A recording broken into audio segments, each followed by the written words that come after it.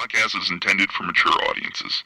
The views and opinions expressed are those of the panelists and do not reflect in any way those of the podcast partners, sponsors, or affiliates. Enjoy.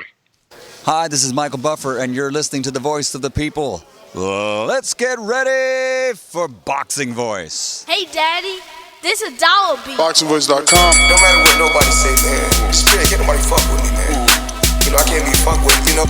Dollar D Beyonce Productions. Whether you pay to see me win, or you pay to see me lose, you're gonna pay. Fuck it, the kids still gotta eat. I don't have to watch, you know, any footage of a fighter. I mean, because I'm Floyd Mayweather, everybody gotta watch me. I knew eventually I was gonna have to fight Oscar though. I feel like he was straight up and down, no special effects. ThaBoxingvoice.com. How can Canelo have the biggest deal? Your deal is for $300 million, and I made $350 million just in one fight. And you're fighting on the app. ThaBoxingvoice.com. I'm a king, okay? I eat a feast. But every time I eat a feast. And when I get up from the table, I don't give a fuck who get the leftovers. At the end of the day, follow my green print. Dollar D Beyonce Productions. ThaBoxingvoice.com.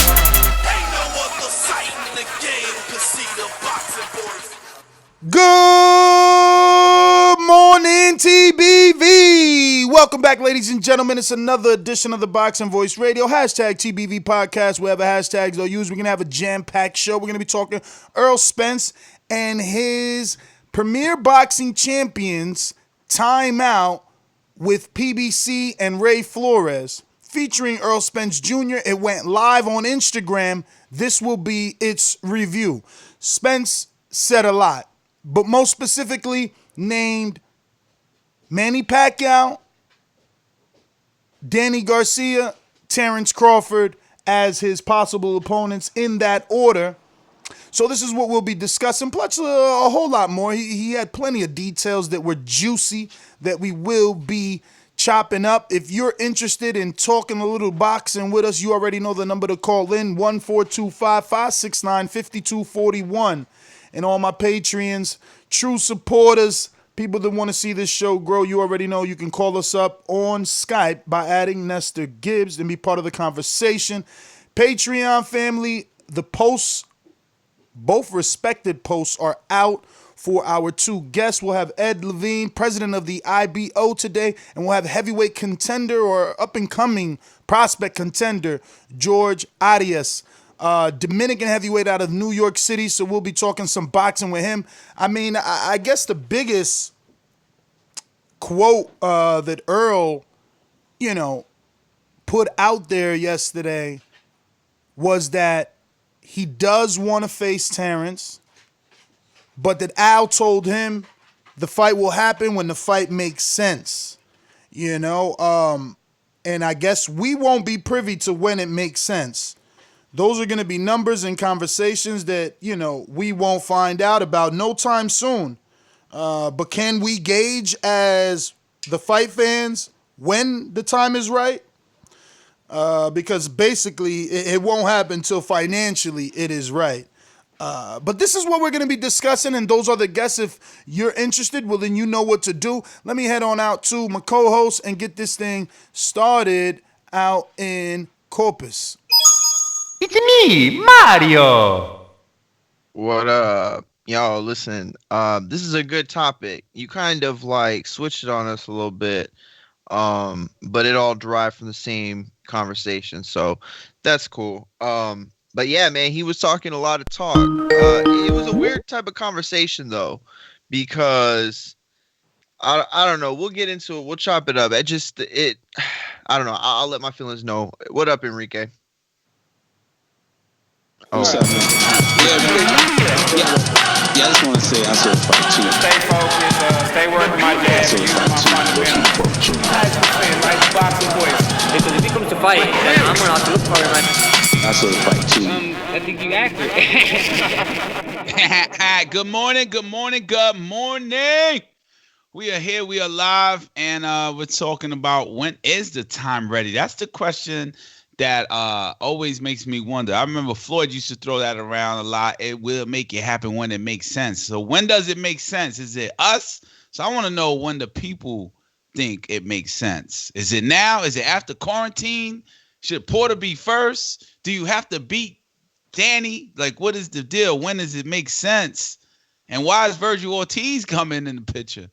But let's talk about it. What up, dog? I mean, I guess that's the easiest one right there. Let me, pull up everything that Virgil said and screen share it. But I'm going to say that Virgil Ortiz popped into the scene because the interview with Errol Spence and Ray Flores, Earl said that he remembers Virgil Ortiz, that he was a little crybaby.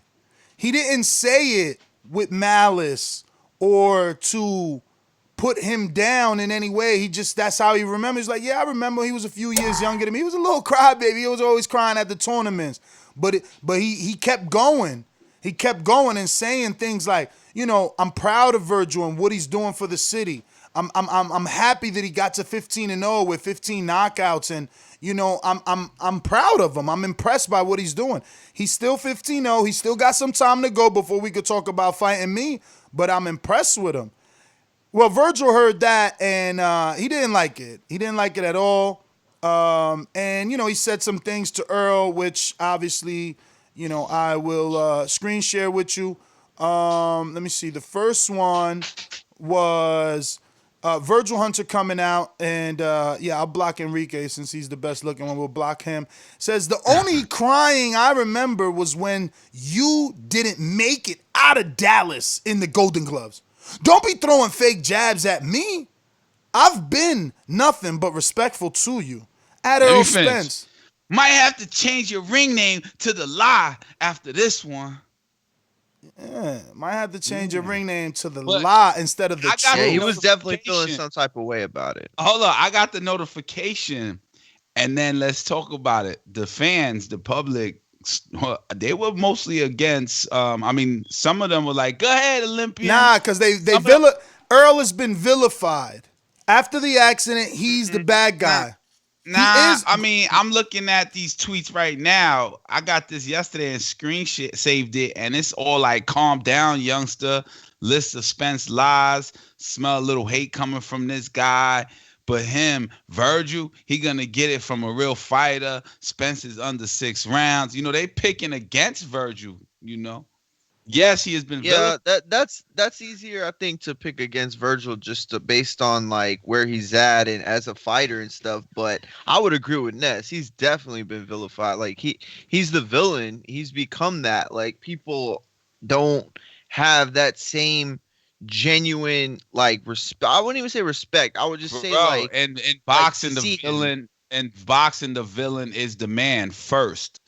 Why was Mayweather the man against Pacquiao, the God sent man?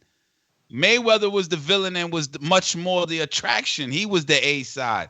It's not the good guys, never the guy that's freaking A side. Check this out. This is why Earl don't want no problems with him. He like, yo, chill, young, and I remember you when you was just in the Golden Gloves, a little crybaby. Look how little he is next to Earl there. Like he was a little kid. Yeah. All right, so why you getting disrespectful? Younger. You ain't even got your man strength compared to Errol yet. Errol looked like he's already an Olympian there. Yeah, you're right. I mean, you a fighter, like you don't want to have somebody like say you're a crybaby. You know what I mean? That's bad for the brand. So in Virgil's case, what are the options you have at that point? Like to dap him up and say, yeah, man, I cried the shit out of it, right? I pissed my pants in them tournaments. May have been happy. Nah. He may have been happy. But a lot of fighters cry, especially in the amateurs. Those tournaments as children, I'm not saying are that difficult. There's anything wrong with it. I'm just saying if you're the fighter, put yourself in that shoes. Like you don't want to be thought of as a crybaby. You don't want people to think of you like that. You know I mean, Shakur, he kind of got out of pocket on that one. Shakur cried and nobody didn't care. We back Shakur. nobody didn't call him a crybaby, another fighter. So that was name calling. So Exactly. it's like being in grade school. Somebody be like, "Yo, fat boy," and it's like, "What? I'm fat." You know, you get offended. So he's still thin-skinned. But, you know, what's the good thing is he should be happy. Errol Spence Jr. said his name, you know, during quarantine. During quarantine, you're right.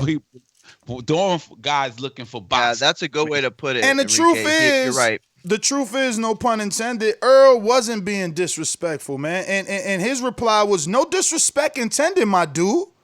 Right. But you did used to cry as a kid. Damn. You was a baby. Cool it.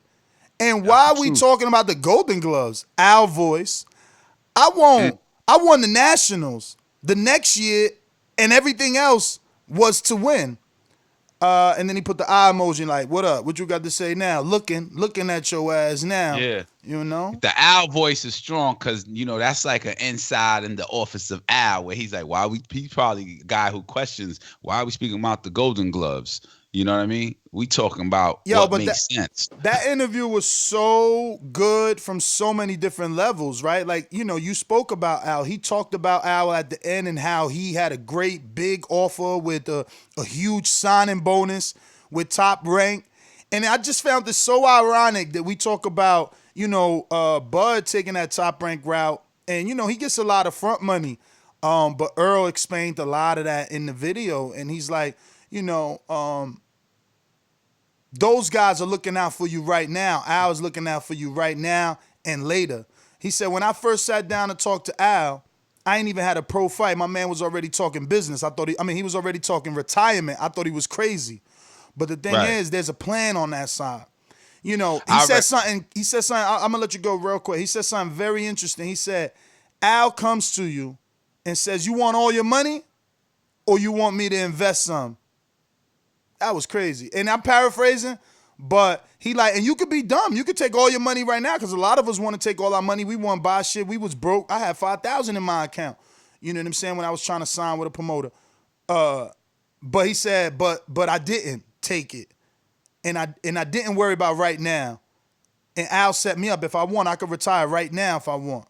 You know, his only regret was having the accident and not setting up a will. You know, because he felt like, yo, I didn't leave anything for my children. And again, last point, I just think that this was the best thing to happen to him. You know, we really, as boxing fans, true boxing fans, were begging for this to be a wake-up call for Earl, and I think that it is. I think the accident. I think that it's given him a new sense of reinvigorance in his career. Right. I always believed. I read a Rock Nation article once. Everybody questioned Jay-Z, like, what does he know about sports? Why is Rock Nation Sports a thing, agency? And they reflected on like the history of agents, how they will only knock on Nike's door and Gatorade's door, and then that's it, right? But they were like, we're more like, you know, a retirement place, a fiduciary. Damn, I'm trying to find it, so I might be saying it wrong. But, you know, we don't worry about right now, as Ness said, that Al Haymon told Spence. We don't worry about right now. We are about later as well in retirement. And they reference Al Haymon as well. Like Al Haymon's fighters, once upon a time, you know, no one knew why they were surviving. Now we can see why Al Haymon is surviving. It's about, and I fucked that all up. But Al Haymon is not only a promoter who gives you it right now, he's also an advisor, financial advisor. That was the phrase I was looking. They also advise you where to place your money. And that's fine. It's just, look, the only problem I have with it. No. Look, it's great. And look, we've been knowing that he gets you money. The problem is it comes at the expense of networks. It comes at the expense of other fights. You know, look, if you're going to get Gary Russell X amount, you know, on an 8-round undercard on HBO, guess what that does to the rest of HBO's budget? You know what I'm saying? But at the same we time, don't know. right, gotta pay the fighters. Is that true though? Was it worth, like, throw a number out there? The 8th round fight, Gary Russell made millions of dollars. he was on TV in the first place. Like, But he shouldn't have been on TV unless he was fighting somebody worth fighting. But he was fighting eighth rounders.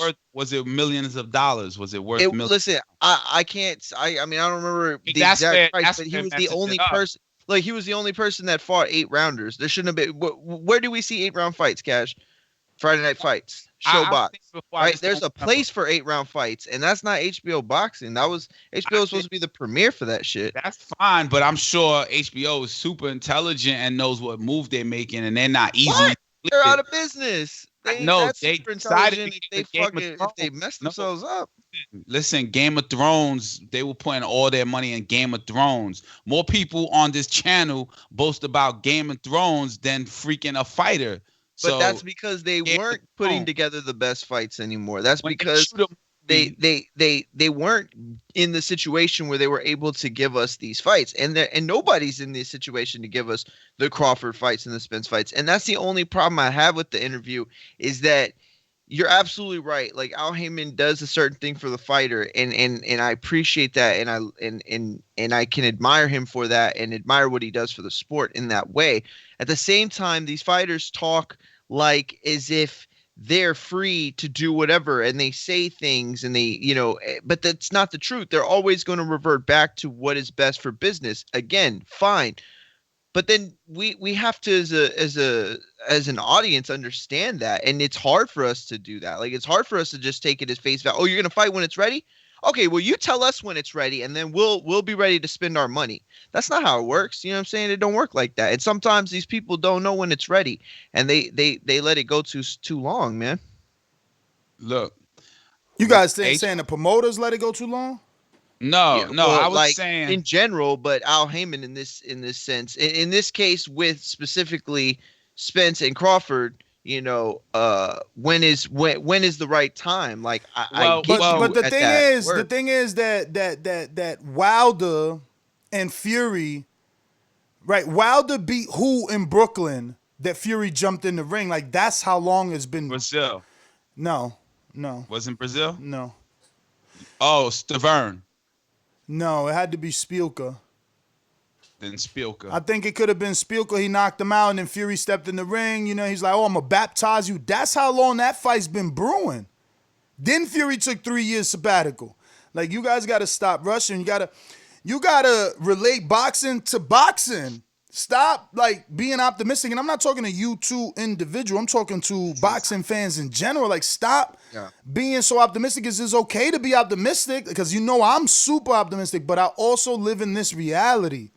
And we can't say that this fight is ready right now when Fury and Wilder just did $750,000 to $850,000 with 2 different promoters, 2 different broadcasters dumping millions of dollars into advertisement and pushing the fight, and it only did $850,000. You think they rushing to do Earl and Crawford? For what? To get $250,000 and have to split that money? Y'all bugging. Now, I know there's a lot of people that think this fight is bigger than it is, but I ask you, what's bigger? What had more buzz? Earl and Crawford or Fury and Wilder? Well, Fury and Wilder, again, like you said, Fury's been coming to Wilder fights, and Wilder's been chasing AJ, and then AJ loses. So there's been eyes on that division, and then it was broadcast on the Super Bowl Sunday. So it was a huge event. But at that point, it was already signed. My thing is that how are networks getting depleted by fights? Like, how is the network being depleted by a fight that is kind of a big deal for the network? I mean, well, it depends on what fight. It depends on what network. Some of these guys have more money than others. But, it's just that the way that things used to work with paying site fees or still work, actually, it's just a tough way to go about it. For us to get these fighters paid and for us to see the best fights out there. But if you talk about like when this fight could be ready, like it's just such a hard conversation to have, because what are you trying to say right now? You're trying to tell me that, okay, the fight isn't as big as it could be. Well, you're absolutely right. And what we've learned is that fights could just be as big as they are no matter what. I mean, Wilder and Joshua is going to be big whenever it happens, right? But with Spence and Crawford specifically, we don't even know if that's a each thing other anymore. to build off of. You can't let that. You can't slide that. You can't sneak that in. We don't even know if that's a thing anymore. Okay, but what I'm trying to say though, but see that helps my point. Then it's like Thurman Spence was that fight. It's not that fight anymore. Not like that. You know, did it go too long, or was Thurman just not built for it? But that's okay. Those are two different questions. But all I'm saying is that to a point. Go ahead. Isn't it okay that we didn't get Gamboa Lopez because Osorlito upset Lopez? Like, what sense does it make for Gamboa to fight Lopez and he didn't get that test? And it's a fake win where he's like, oh, he's so good. He beat that undefeated Lopez.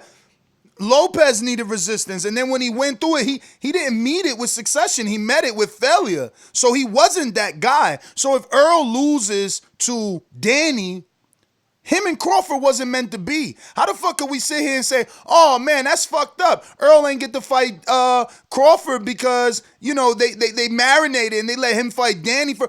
If Danny beat him, Earl wasn't the guy you fucking thought. If Crawford loses to Kavaliauskas, he ain't the guy you thought. And that fight wasn't as big as we thought. They not losing because they the guys we thought. Until they lose, that's when it gets derailed. But honestly, marination isn't always a bad thing when you look at it from a literal sense, because it's like these fights need to bubble. They not ready right now. There's no money in them right now. Earl kept saying, man, I'm fighting Crawford. The money just got to be right. We got to get the pot, and that, you know, we're going to put it together, and we got to divide it. And you know, everybody got to get their share. Yo, I got one, right? Remember when Golden Boy was suing Al Haymon for the whole Ali antitrust? I don't remember what year that was. It might have been like 16 or 15. Anybody remember that? Can they say? Of course. All right, cool. And then remember, we was waiting for Canelo's next opponent, and then it was a surprise, like overnight, it was Amir Khan. Remember that? All of a sudden, it was like, what? Amir Khan's fighting? You don't remember that? Yeah, of course. Do you remember it being a surprise announcement through Oscar De La Hoya? I mean, I'm going to say because I don't remember, like, no one ever begging for Canelo. That just came out of nowhere. Yeah, exactly. That came out of nowhere. And that made, I just looked at it and verified it, 600,000 pay-per-view buys. So there are fights that are sought after as how it's delivered. I'm still trying to go back to when it makes sense. I guess at this point, the fight makes sense when the promoter says, all right, now it's ready. Now it makes sense because I'm getting what I'm asking for from the network or from whoever else is involved.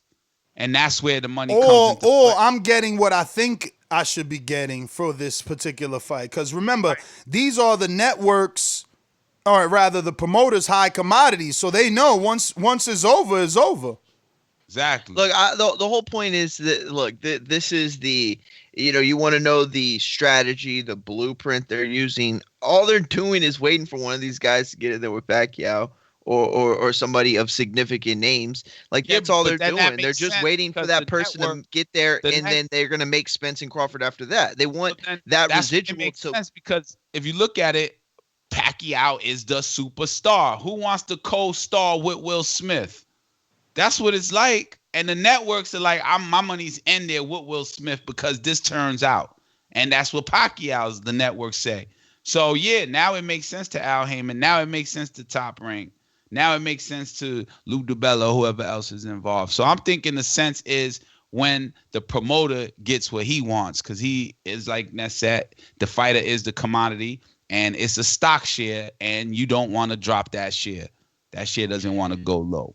Yeah, look, I think that at the end of the day, though, you got to understand, you know, the marination facet of boxing has not worked out well for a lot of us, you know, and fighters too. In what sense?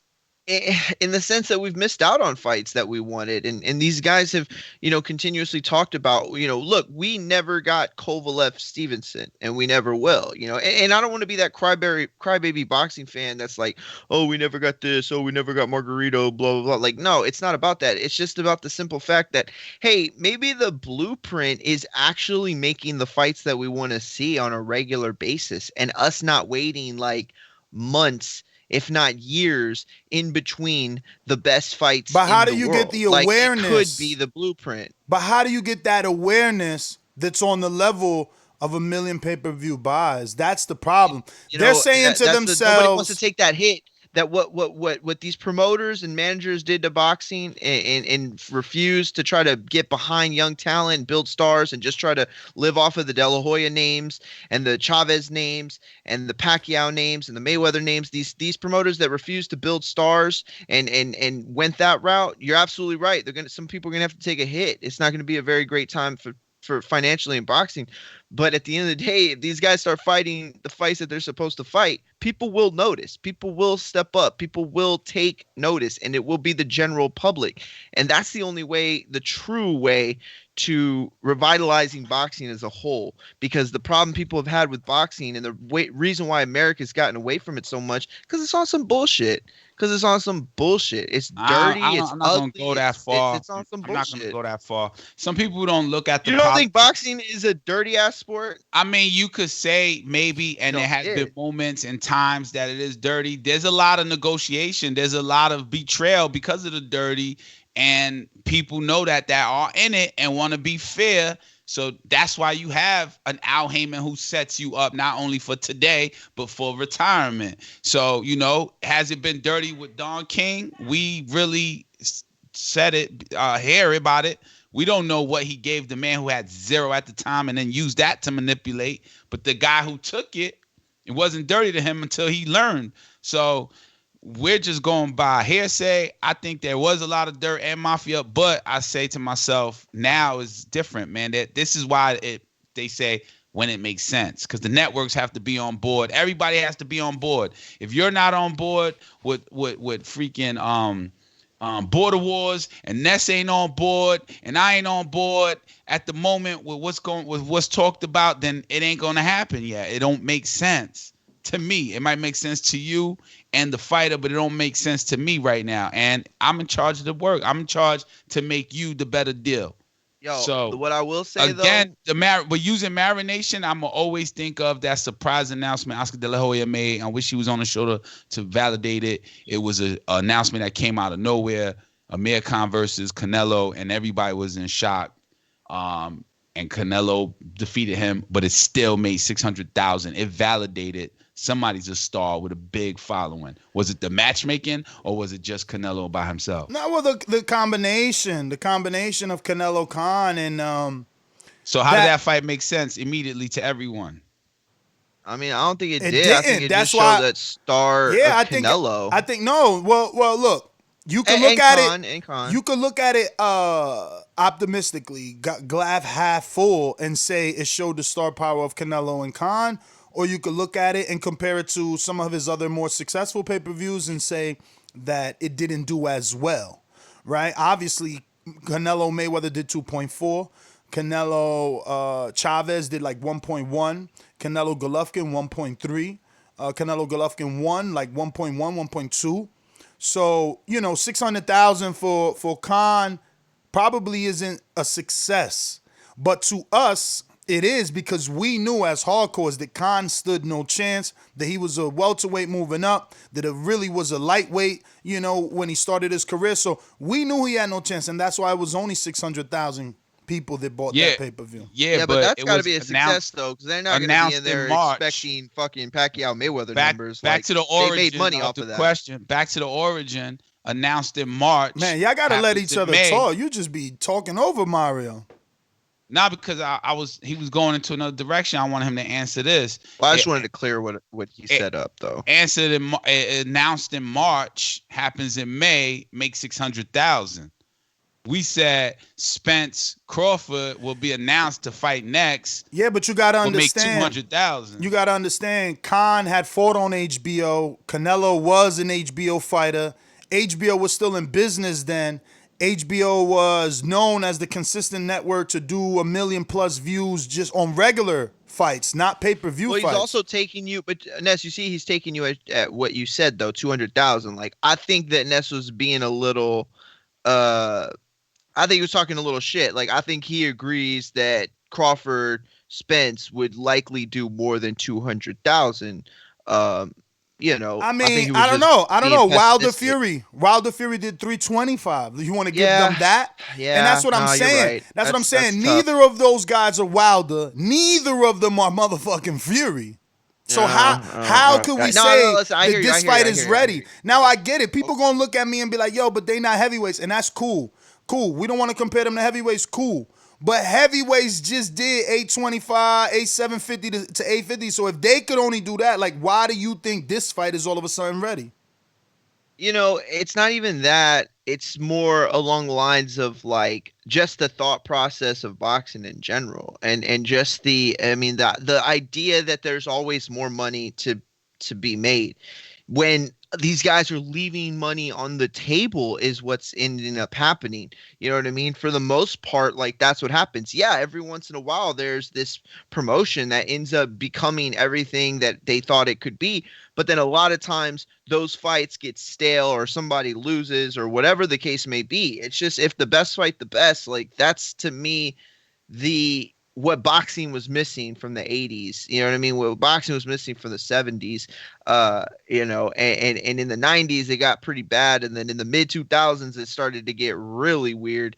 You know, we had some good years here and there, but it has not been what it used to be and what it could be. And maybe that's just me. Maybe I don't understand. Look, I wasn't born in the 70s, you know, and I was a little baby in the 80s. So maybe I don't understand it as well as I think I do. I see these fights that used to happen. I see these, you know, these fights that were made on HBO and ABC, and it's like, yo, where are those fights right now? Those super fights, like, they seem so far and few between in my lifetime. Like, when you ask about the big fights, they're spread over this time of, like, you know, variances, and it's just weird for me. They feel so long. But I'll tell you one thing that needs to happen. Somebody needs to get at Earl and teach that boy how selfies are taken, because he keeps getting these angles, bro, and he just looks awful. And I don't think he looks awful.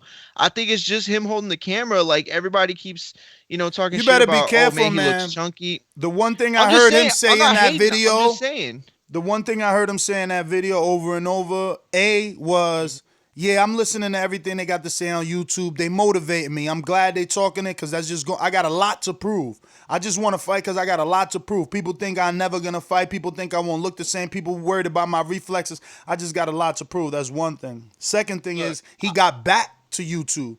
He got away from YouTube and watching fights. So he's on YouTube a lot. So be careful, Wario. No. Listen. I'm not even hating. I'm not even saying that he does look bad. I think he's just Wario. Yeah, well, it should because it is comical to me. Like, but see, that's the thing is, like, to me, I don't think that the things people are saying are funny. Like, people are talking about this kid is done. People are saying he's got no fights left in him. People, and I'm not you saying mean that trainer Rick Ramos? Simply changing his angle on his phone would work. I'm just saying that, like, you know, he ain't helping the situation, because I'm glad he George. addressed the people and thinking his reflexes and all of that, because I'm hoping he's the best Spence, but I am the one questioning, like, damn, is he the same Spence? You know what I mean? So that's where I'm at. Well, why? Just because the accident? The car accident is serious. I know someone who went through an accident and they suffered head trauma.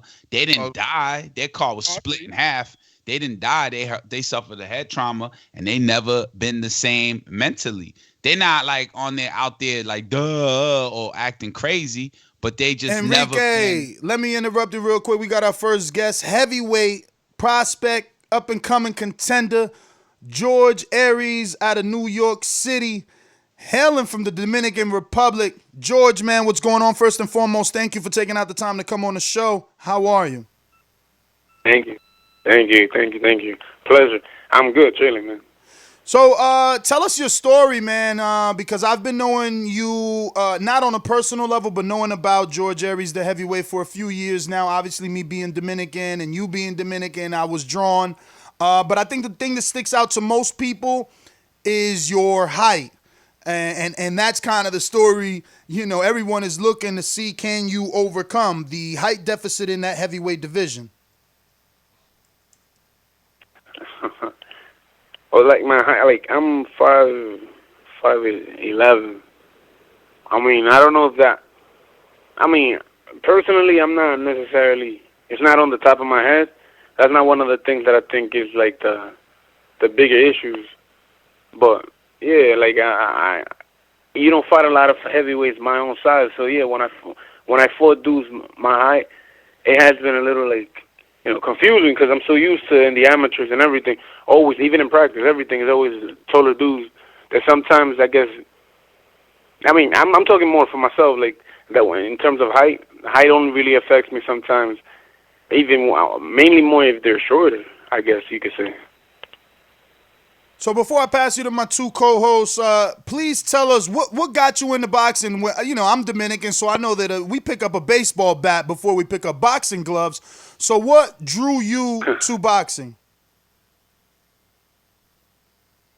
Honestly, growing up, I grew up in a bad neighborhood. Like, especially when I came from DR, I was in Cyprus, in 138 in Cyprus. It was a bad neighborhood, so I wasn't really into sports at all. All I did was go to school and come straight home. No sports were part of my life. I was always mildly athletic, like I could move fast, but not necessarily skillful.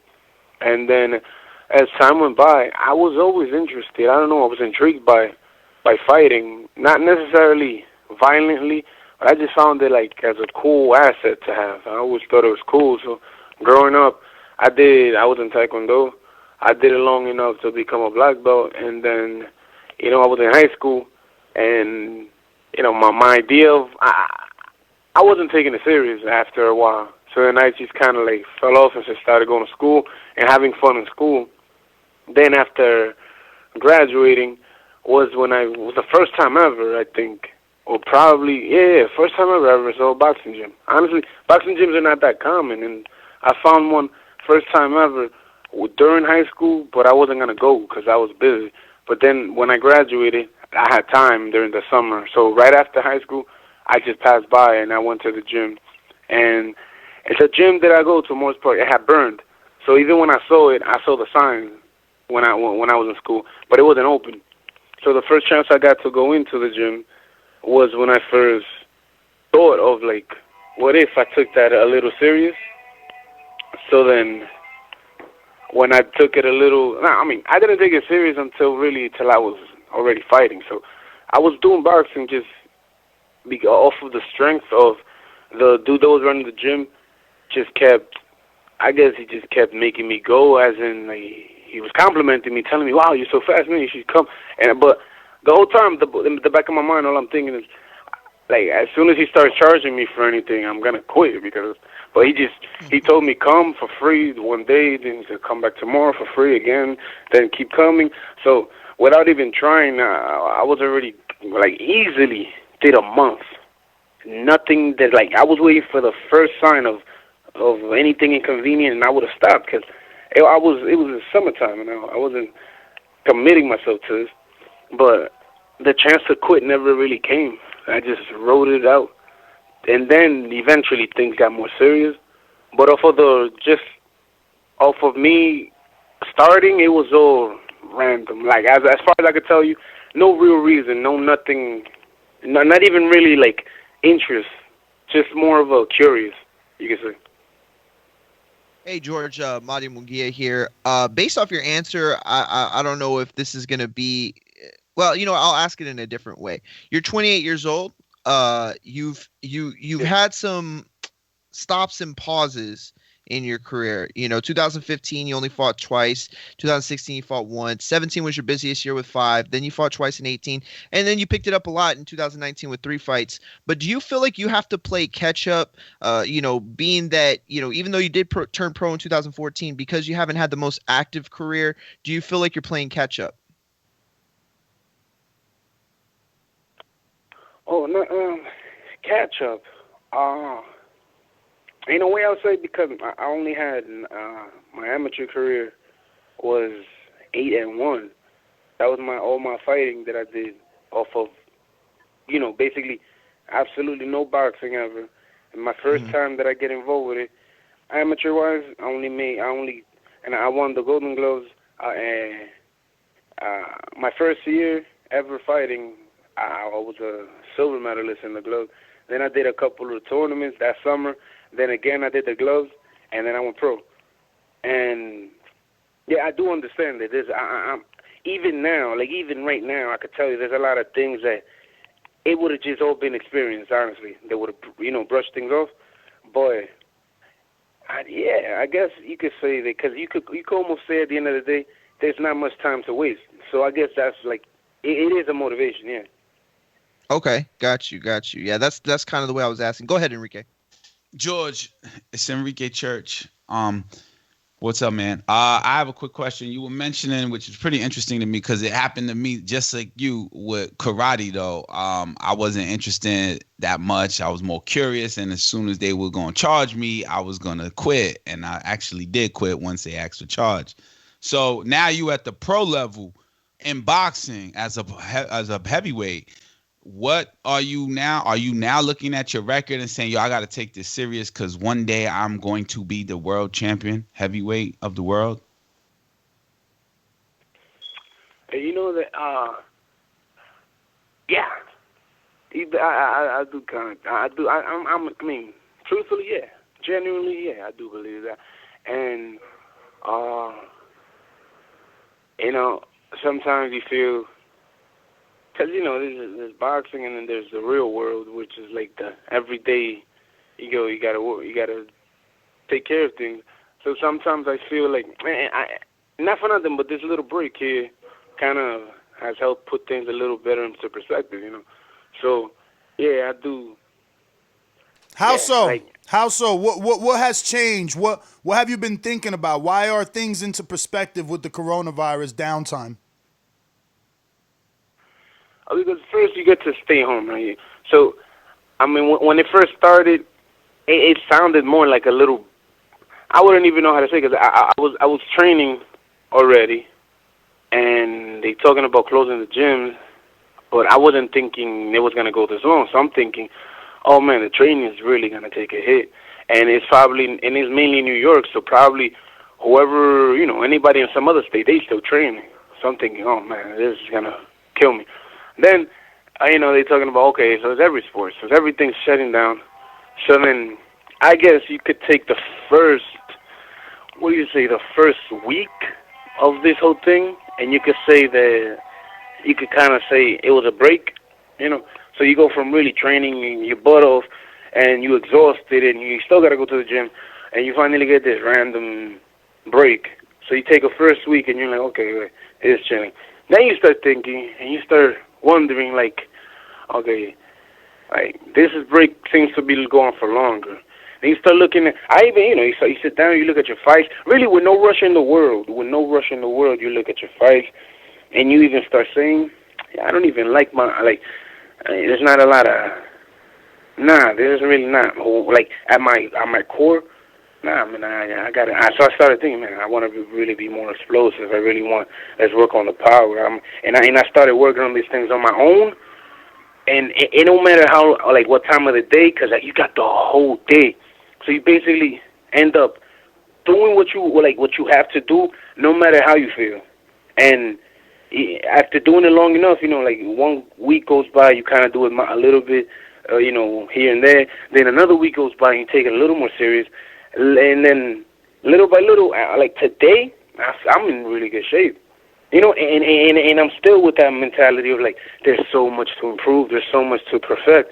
And I'm looking at my fights, and then I'll shadow box here, and I'll do stuff that you basically probably wouldn't even do in the gym, because the gym has a little bit of more of a you gotta be on the move, and you gotta get dressed, you gotta do it. But over here in the house, because I'm training in the house in the living room, you got time to really look at yourself, analyze everything. Okay, you look tired here. Why you look tired? Think about how you're running. You dive into YouTube. What are people saying? What is it? And it's almost like, okay. When this thing gets back, okay, I'm gonna try my best. He's almost like saying, like, yo, this little brick right here, everybody right now can really get in the best shape or really start doing whatever they're trying to do and go full force when everything goes back. And honestly say, I gave it an honest shot. You inspired yourself.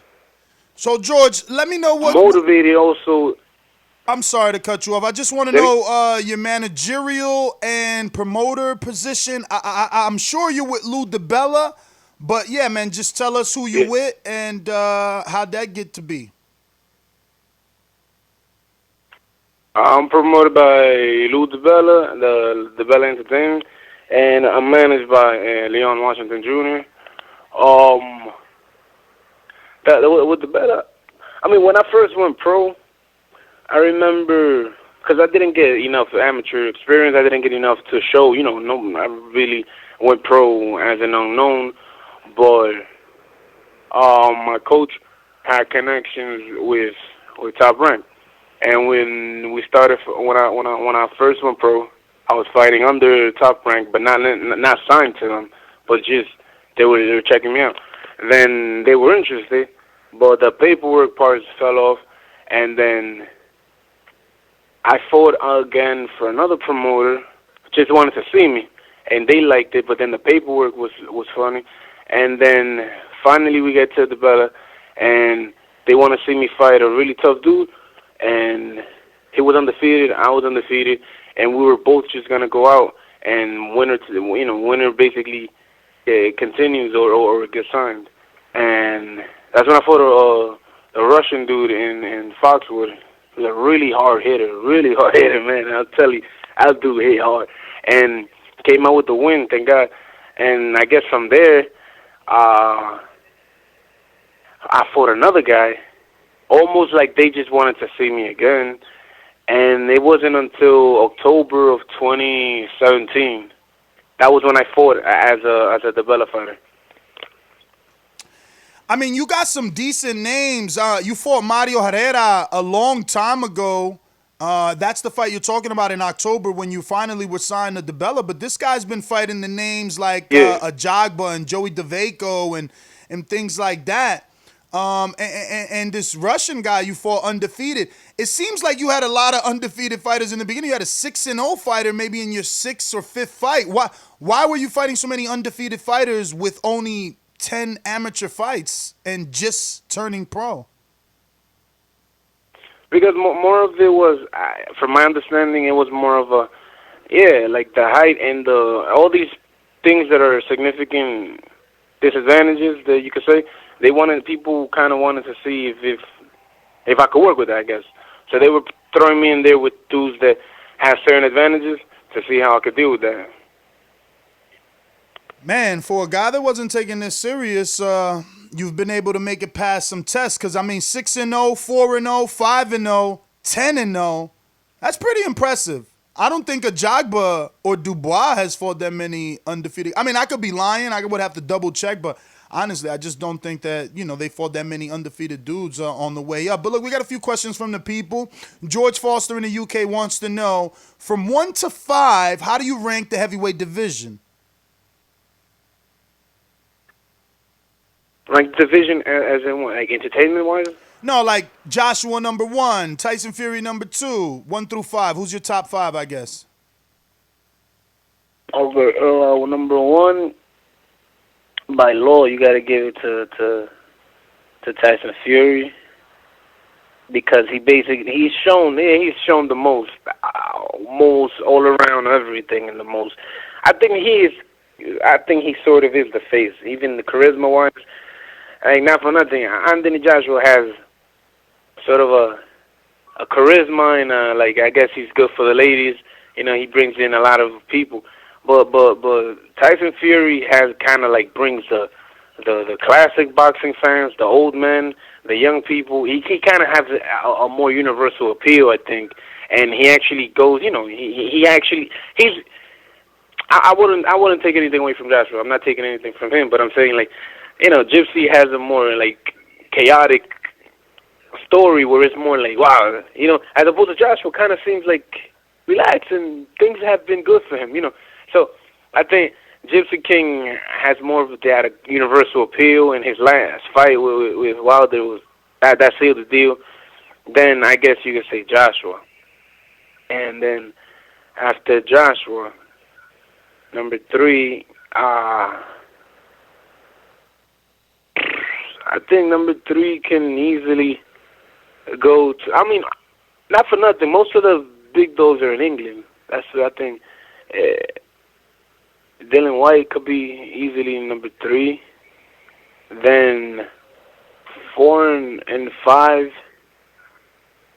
4 and 5 are honestly, you could give it to any of these dudes, Du Bois or the other dude, Joyce.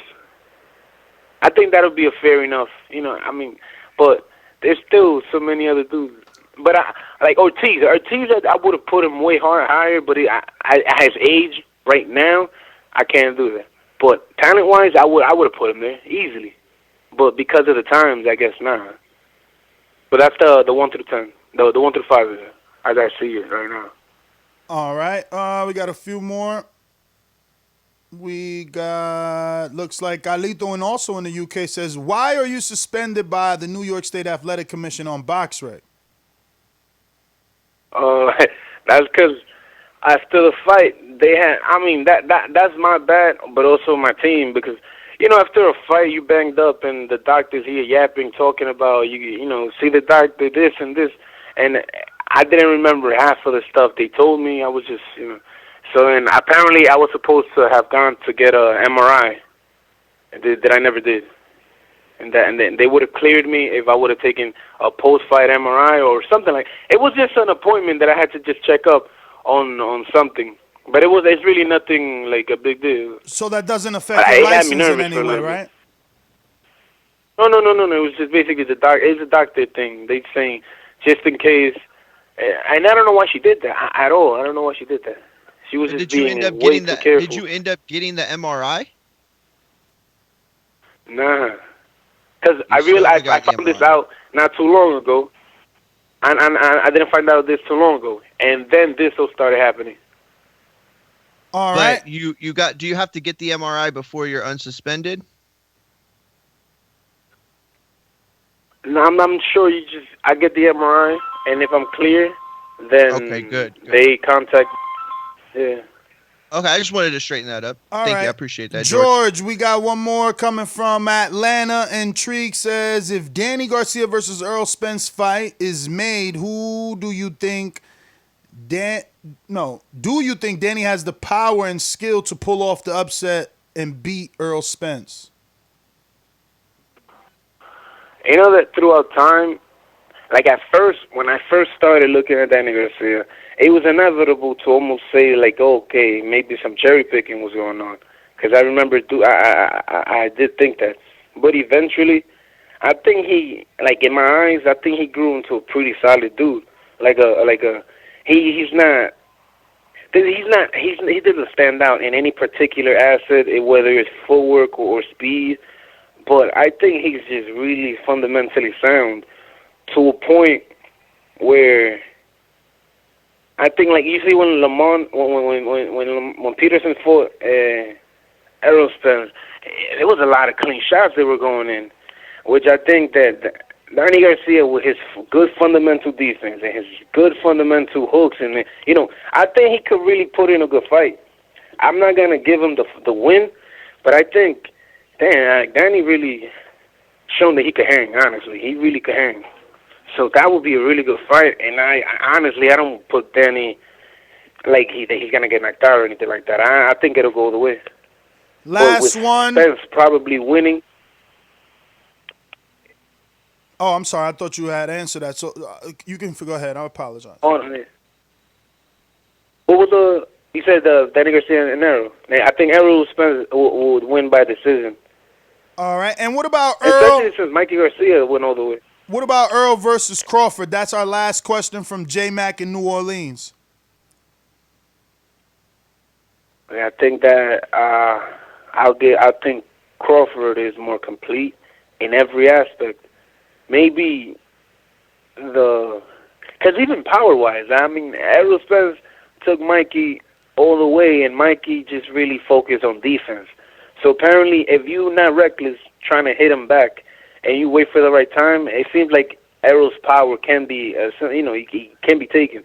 So I think Crawford, being I say has one of the best IQs in boxing, I think he would be able to adapt to that and come out with a decision over him. Yeah, I think Crawford wins that. Well, George, man, we want to thank you obviously for your time, brother. We now that we got the contact info, we're definitely gonna stay in touch. You know, we want to make sure we follow your career, keep putting people on your status, letting them know whenever you get something. DM me, let us do some posts, let us write about it, bring you back on the show, and continue to follow your career. We wish you the best. Okay. And please give out any social media for anyone who isn't following. You can do so. Okay. I guess like I said, guys, appreciate this a lot, man. I'm very thankful for the opportunity. My Instagram, which is basically the only social media that I really touch. I'm really not into technology at all, and it does feel like it's a disadvantage, but it's just not my strength. My Instagram, which I'm even looking up right now, I feel like I'm gonna say the wrong thing. Jorge Arias 33. That's my Instagram. That's really where anybody can get me. I respond quick. GGARIAS 33. George, before I let you go, what part of DR are you from, or your family? I'm de San Francisco. Oh, San Francisco. Okay. All right. Yo soy de San Pedro. My father, anyway. My father's from San Pedro. San Pedro. Sí. Nice. Bueno, George, gracias y nos vemos para la próxima. Mano, siempre a la orden. Un placer, de verdad. Se lo agradezco de corazón. Ya lo sabe, de lo mío, nos vemos. There you have it, ladies and gentlemen. Jorge Arias, up-and-coming prospect, contender, Sanalou DeBella. I'm very glad we actually got to interview him. I had no clue he had that many undefeated fighters under his resume. That's pretty impressive, you know what I mean? Yeah, also, I looked up the suspension. It's a doctor suspension, which is different than like state board suspensions. Mm-hmm. Yeah, these are much easier to clear up.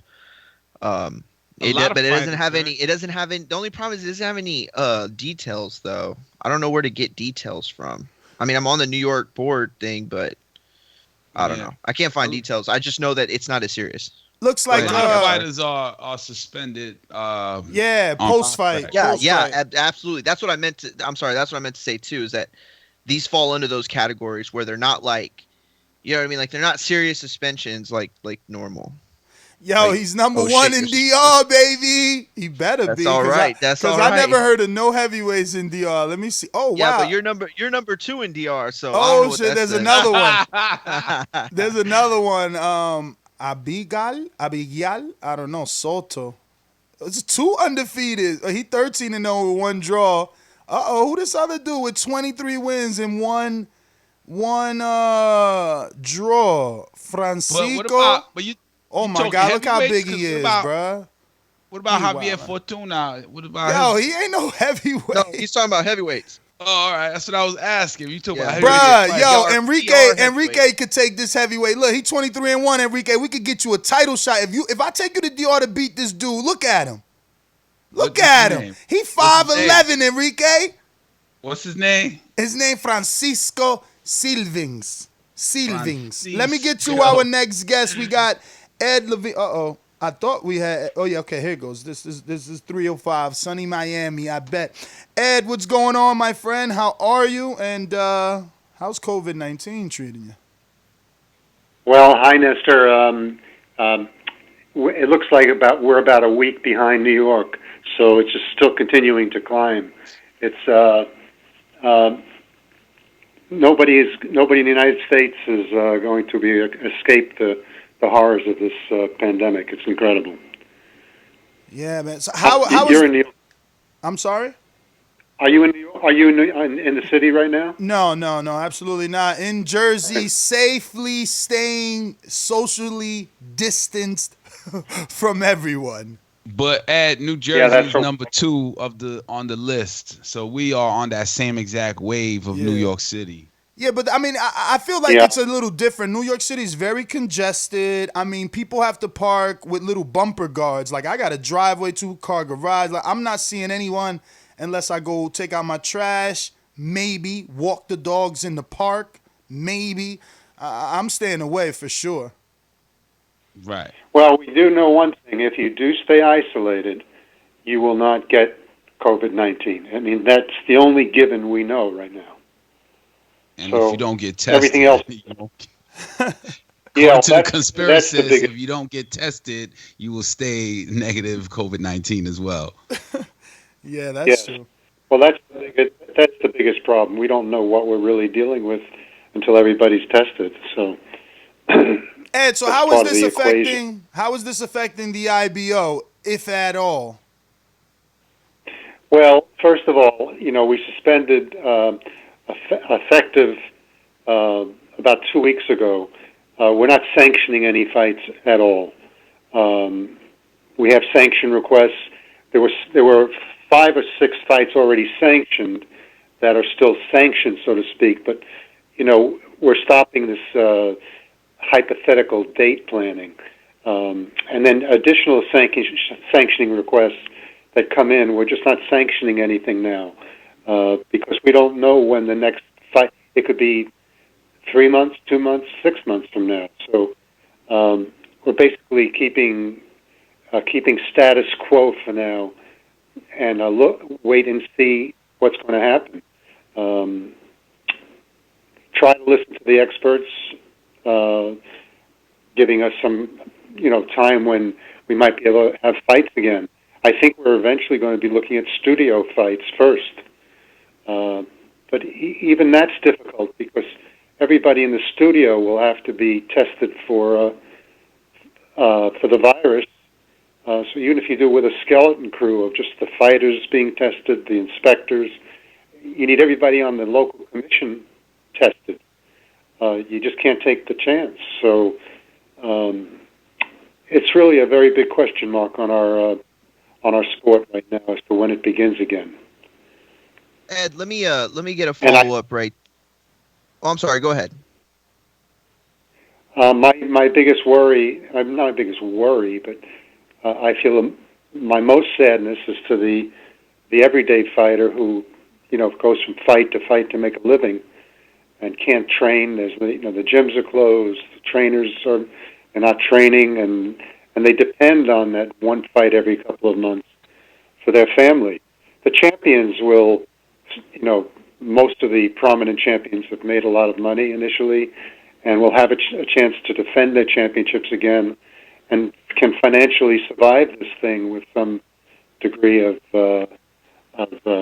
assurance. But as far as the vast majority of fighters that are not champions, those are the ones I feel for the most, and the people who work for them, their trainers, their gyms. Anyway, I interrupted you. No. It's okay. That's okay. That was a very important statement. You're absolutely right. Those are the people that I think are oftentimes forgotten. But in this situation, they need to be remembered most of all. I will say one question I did have from your answer. Okay, you talked about fights that are sanctioned will remain sanctioned. You said for now. I'm wondering, is there any sort of case where y'all, like a sanctioning body, would consider unsanctioning a fight for, like, let's just say there's a bigger fight or something, and this is taking a year out of our time or away from boxing. I'm sorry, that's what I meant to say. Would there be a case where you would unsanction a fight to sanction something else based on this pandemic and these unprecedented times? Do you have any? I think that. Oh, go ahead.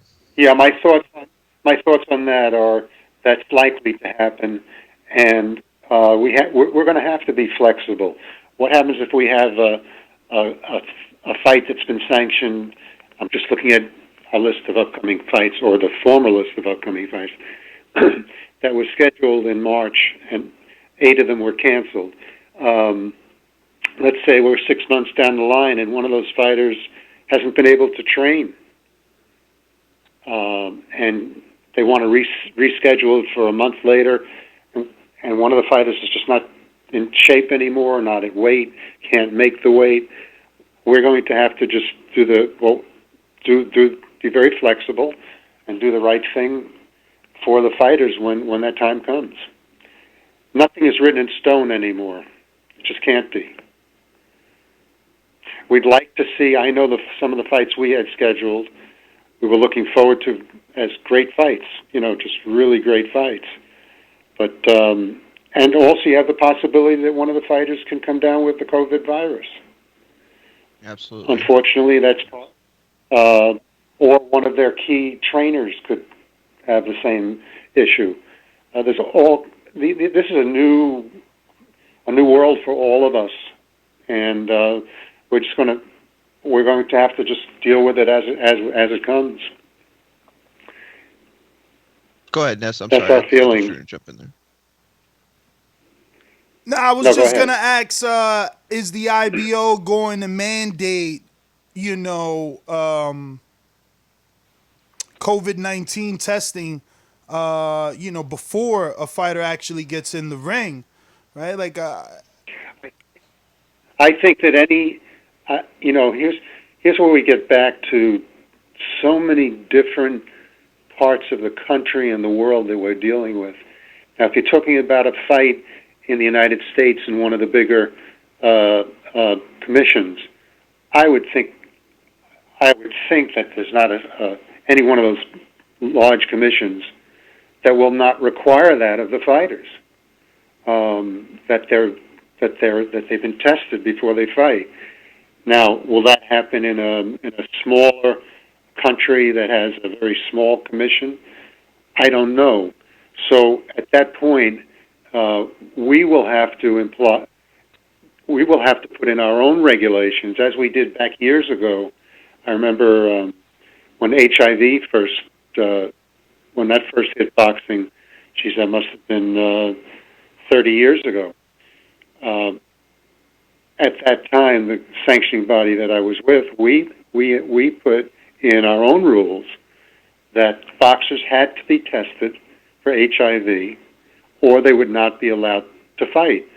And interestingly enough, the first fighter that went through that, I think it was something like 30 years ago, had gone to England to challenge for a world title, and took his pre-test for HIV and came up positive for HIV. Wow! The fight was canceled. That was the first fight ever that was canceled because of the HIV virus. And at that time, no one knew really what that meant. If you recall back, well, you guys may be too young, but at that time, people were afraid to even touch somebody that had HIV, or be near somebody that had HIV. Of course, we've learned that that's not the case. But I think we're facing the same. We don't know enough about this virus yet. This morning's news, they were talking about an animal in a zoo got the virus, and a dog had the virus, and people can be walking around asymptomatic and could have the virus, and we just don't know. So we're still learning, and the learning curve we're just the beginning of that learning curve. And as a sanctioning body, we'll do, the primary concern is the safety of not just, of course, the boxers, but the safety of everybody that works with the boxers, their trainers, the inspectors in the corners. We're going to have to deal with that whole issue unless we get lucky and they come up with a vaccine sooner than later, which typically in the past that takes a year or so, at least. We're essentially, my people, we had a meeting, and I've told them, look, I'm essentially thinking that boxing will not come back to full strength until next year. So we're keeping everybody keeps their jobs. We luckily we had enough capital that we can go through the year without worrying about it. But as far as marketing, we'll cut down our marketing. There's nothing to market. We're not sanctioning fights. The office is closed. Both of my assistants are at home and doing work from home. It's a new world, guys, that we just have to make it through and take it step by step. And stay positive, because we're a strong country, and we've come back from other things. Now, Ed, let me ask you real quick before Ness takes back over.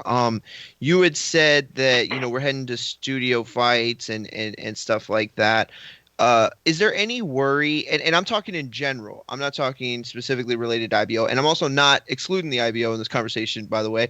Just in your general thoughts, do you think that is there any fear in your mind that some promoters might try to gamble a little earlier, try to get some of these studio fights off or no crowd fights off before perhaps they should? Or do you think everybody understands the seriousness? I think it's a question of, again, when and where. The larger boxing venues with respectable boxing commissions, that won't happen. It won't happen in the UK with the British Boxing Board. It won't happen in Nevada. It won't happen in New York. It won't happen in New Jersey. There'll be no one's going to take that chance. That is responsible. Now, you might have a small town in I don't want to mention a country, in a smaller country in Europe, let's say, or Africa, that wants to put on a fight with a very weak commission. Yeah, they might try to do it. At that point, we will require testing for the participants, or else we won't sanction it. That's where a sanction body has to take a step further. Listen, I think I've told Nestor before, I don't consider the IBO a regulatory body or a governing body. I consider commissions governing bodies and regulatory bodies. We're a sanctioning body. We try to have the best possible ranked fighters fight for our world titles and give them the rules, how to get eligible, how to keep it, how many times you have to defend it, weight, and things like that. But as far as the enforcement of the health issues involving boxing, we need a staff of 50 people to send around the world to adequately take care of this. This is the job the commissions must take care of, the health safety of the fighters. We'll step in when a commission doesn't do anything. It's the same kind of thing. Someone says, what happens? The question stems too, like, from Dana White still putting on UFC 249. There are still promoters out there talking about getting back in May, let alone next year, which I think is a much more accurate time frame than May. But you see Dana White's going on with 249. I don't know if you've seen that in the news that he's still going on with the UFC pay-per-view. Where's it going to be? I don't know, but still, that's dangerous. And so the I guess aspirations for others might be there if this comes off as a success. If nobody gets sick, then maybe they start to blur the line a little bit, Well, that I think I agree with you 100%. That'll work until someone gets sick, but you can bet your last dollar that someone will get sick. And all it takes is that first time that someone gets sick, that how did we let that happen? How did they do that? Why would they let that happen? They're not taking a chance with their own lives. They're taking a chance with those boxers or UFC fighters or whatever. So I don't get that. I just don't get it.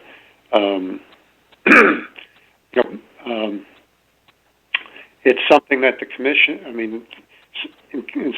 Boxing has commissions, and boxing. A lot of the commissions don't agree with each other, but in the most case, they do enforce safety regulations properly, and I don't see any boxing commission allowing boxing without some kind of testing of the participants and the immediate people around. I just don't. It's like what was the first?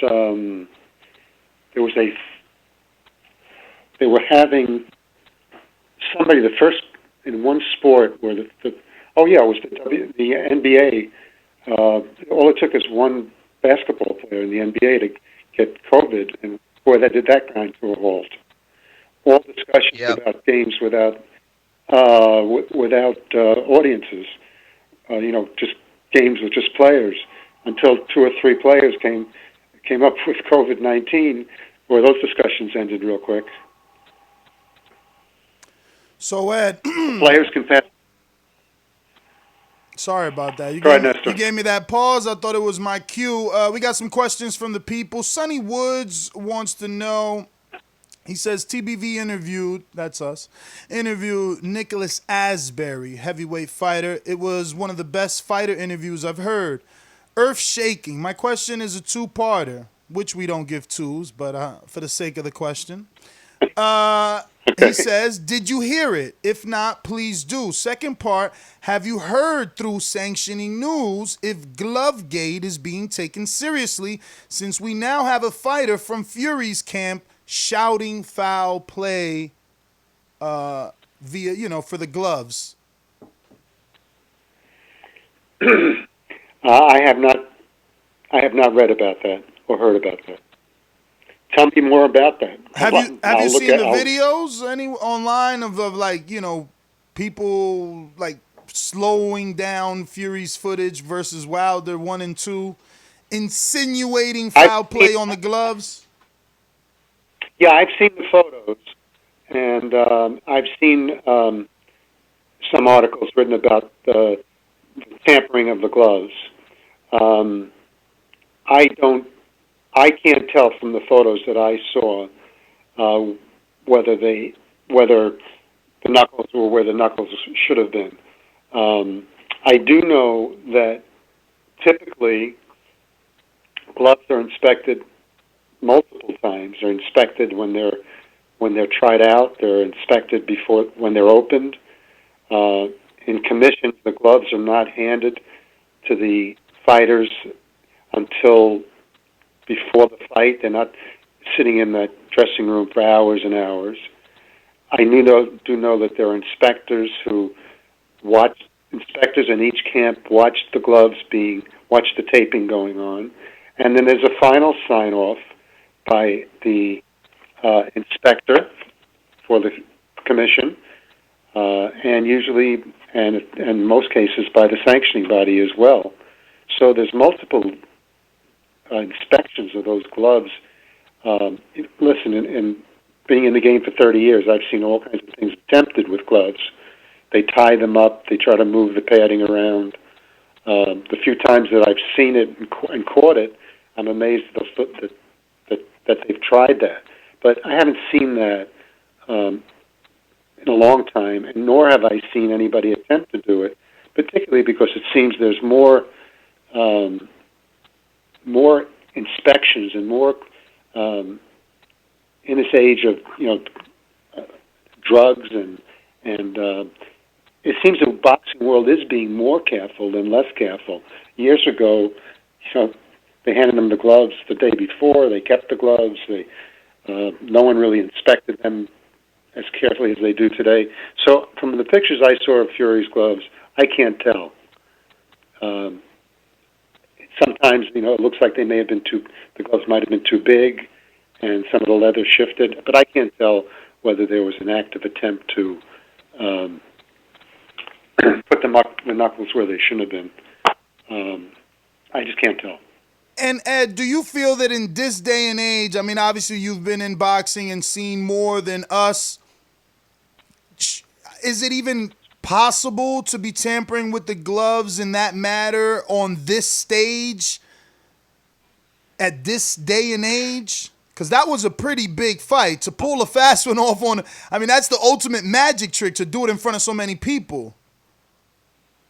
Is it possible? Possible, yes. I wouldn't say impossible. There was a fight I went to about 3 or 4 years ago. I don't remember, quite frankly, I don't remember who the fighters were, but it was a big fight someplace. And I was in the dressing room about a half an hour before the fight, and the fighter went to go into the bathroom with his trainer to go to the bathroom. There was a bathroom right in the dressing room.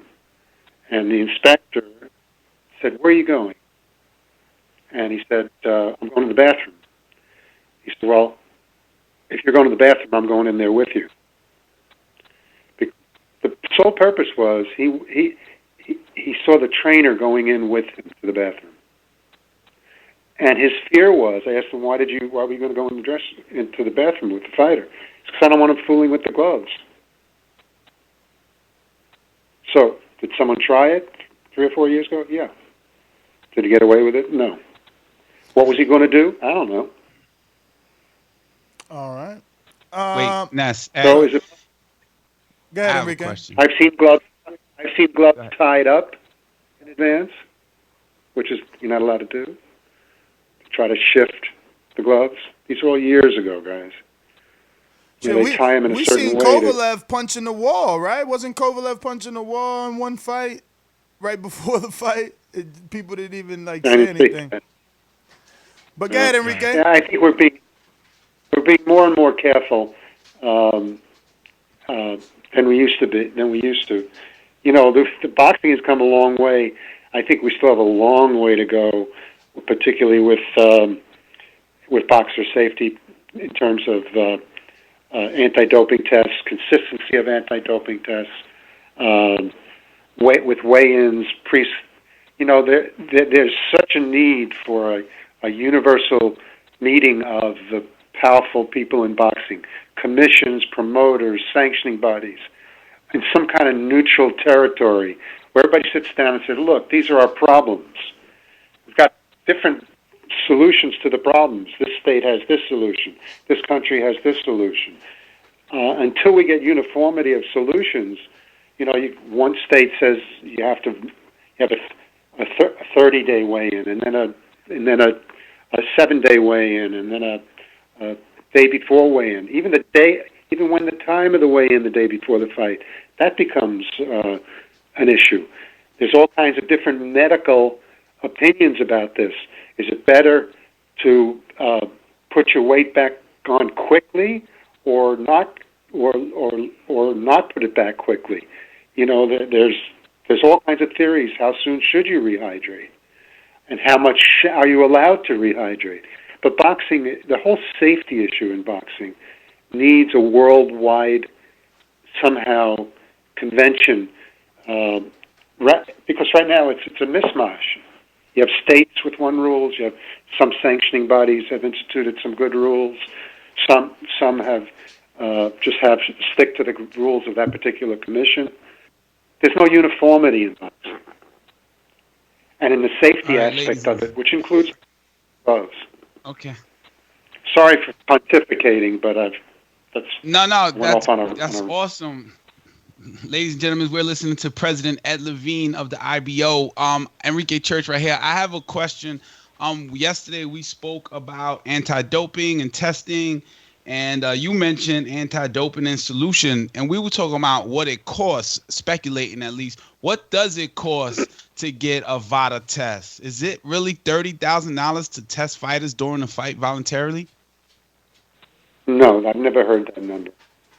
I think a lot depends on where the fight is. I'm not completely, I'm totally 100% in favor of VADA. I mean, I wish VADA was in charge of boxing throughout the world. But the problem you brought up is VADA is typically now written in, when you have a fight between two very high-profile fighters, VADA is usually written into the contract between the fighters.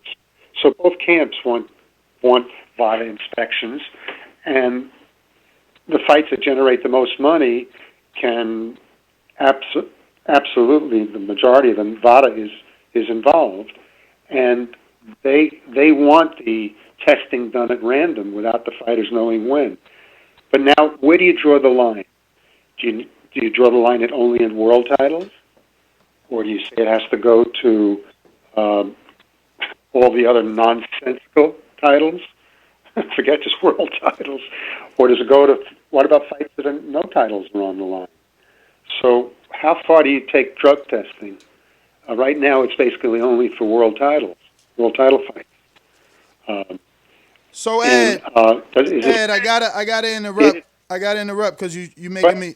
I said I gotta interrupt because you making me look bad. VADA testing is definitely 30,000. A quick Google search, and the first inquiry that comes up says 18 to 20, and that's for an MMA fight. Okay, well that could be true. I haven't heard of 30.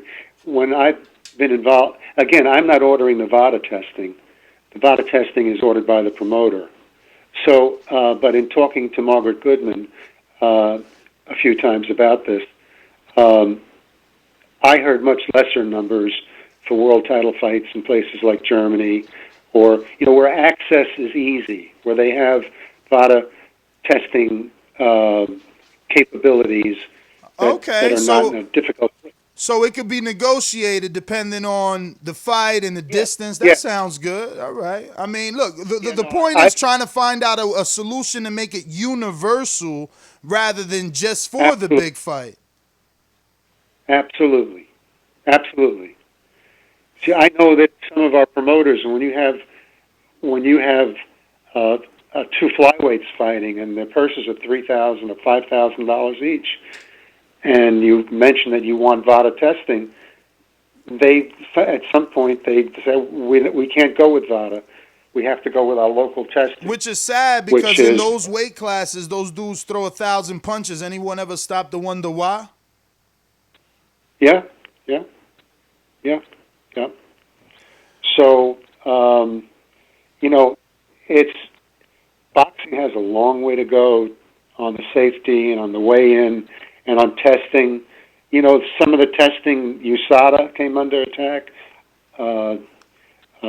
We've had difficulties at times with WADA in Europe being unable to get the results of the testing.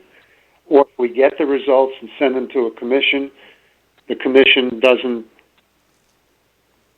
report the results because everything is coded. So we have a lot of work to do in the safety aspect of, particularly in doping, anti-doping testing. And how far do we take it? How far down the line? Just for world champions? Or do we take it to the other, or any titles, or any fight? Now, in some jurisdictions, like the UK, for example, they test every fighter, but it's not WADA, and it's not WADA, it's not VADA, it's UKADA, UK, and it's they take a test and they follow the protocol. They take an A and B sample, they send it to a lab, and but what I don't like about them is they're independent. They conduct their own things. Everything is hush-hush behind closed doors. I don't know. I'm like you. I wish VADA was universal and could handle everything for everyone.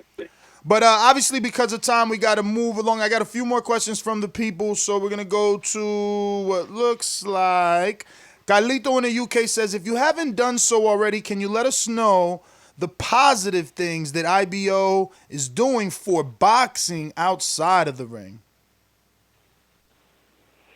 Okay. The positive things that we're doing for boxing out of the ring is giving boxing something that it needs. If he's talking about, are we a charitable organization? We're not a nonprofit organization.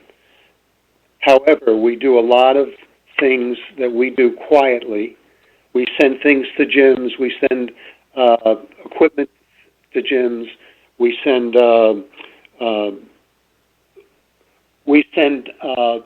presentations to give to people who perform something outside of boxing in a charitable fashion. We'll send them a championship belt. You're a champion, and having nothing to do with boxing. We've done that many, many times quietly.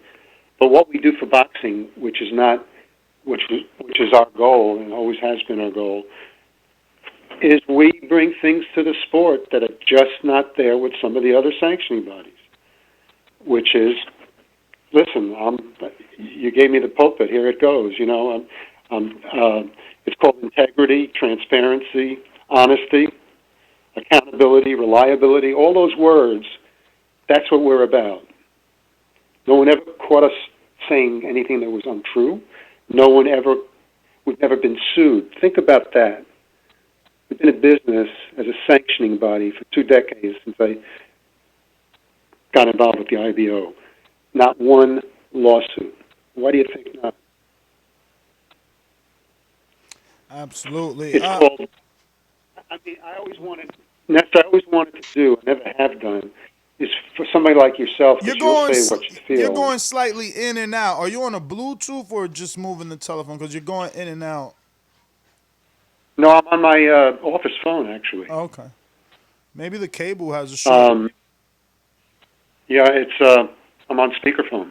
There we go. I've always wanted you. I can take you off speakerphone. That would be better. I'm surprised I didn't catch. How about that? It's actually a very good speakerphone. I won't deny it. I'm surprised I didn't catch it sooner. But there was some feedback, but you sound totally better. Okay. Someday do a survey amongst your tremendous following in boxing, because they know they're going to hear from you. They're going to hear how you feel. You're not going to paint a special color to make people happy. But do a survey sometime and put down some key words. Make a list of 10 key words about boxing: accessibility, honesty, integrity, respect, ratings, leadership, greed, corruption. Make a list of 10, and then have some of your callers and some of your followers rate the 5 sanctioning bodies. Sounds like a plan. I like it. I like it. We're going to do it. We're going to do it. We're going to try and get you those results back. See what they say. The IBO, I'm sure, will not. Make a list of 10. Make a 10 list of keywords in boxing. 10 keywords, like things that are synonymous with boxing, and then I guess ask the listeners, to rank those words amongst the other sanctioning bodies. Just those words. Mm-hmm. No, I get where you're going. I'm pretty sure corruption. They'll hit the WBC with corruption. People love to call them the world boxing corruption. So everyone has their own little acronyms. You'll get all kinds of answers. And some people will be very harsh on us because they say, "Oh, they shouldn't be in boxing. They're not recognized." Yeah, well, maybe we're not recognized the same, but we're respected better than some of the others. So you're going to get all kinds of interesting feedback, I believe. Anyway. All right, so we got a couple questions. And what's the difference between? Oh, sorry. Okay. No, you got those pauses, Ed. You're killing me. We got a couple questions here that are more fight-based, so you can just go through these. Usually you guys don't pick a side, but George Foster in the UK says, AJ versus Wilder, who wins? AJ. Not because he's our champion, but AJ because Wilder can't box. Whoa. And I think AJ has enough skills. To, AJ's fought 2 different kinds of fights in his career.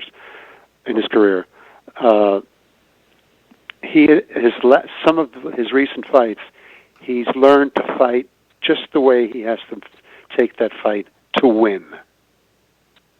All right. It's different when you're a young fighter and you're knocking everybody out, and there's no risk. But as you fight better and better and harder fights, and you know your own capabilities, I think AJ is a very good boxer. And I think if he boxes, he wins. If he gets careless, he loses. All right. Landlord, as the next one says, what's the possibility we ever see AJ versus Wilder? Oh, that's a good one. I think the fight everybody wants to see is they want to see AJ versus Fury. I mean, that's the fight.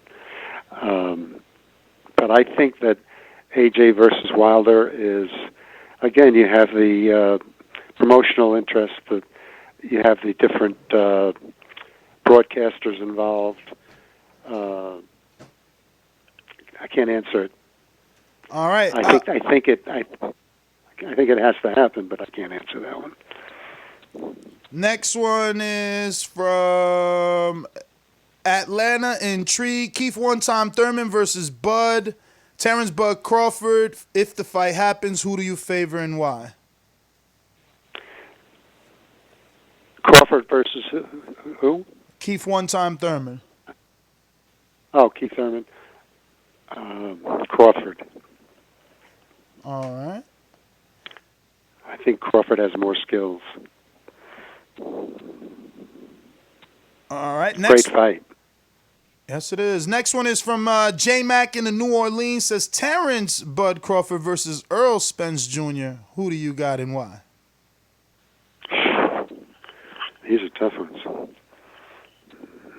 Errol Spence Jr. All right. All right. And that is the last question. So I want to thank you, obviously, for your time, Ed. You know the drill. Give out any social media in case these guys aren't already following you in the IBO. And hold on. Next, I'm sorry, Ed Levine. Before you go, Enrique Church here. Our topic today yes, Enrique. is Errol Spence on the timeline talking about Terence Crawford fight, and behind the scene conversation being Al Haymon saying when it makes sense. To you, when does a fight make sense to happen? Really quick and briefly before you go. Quick answer. Good question, by the way.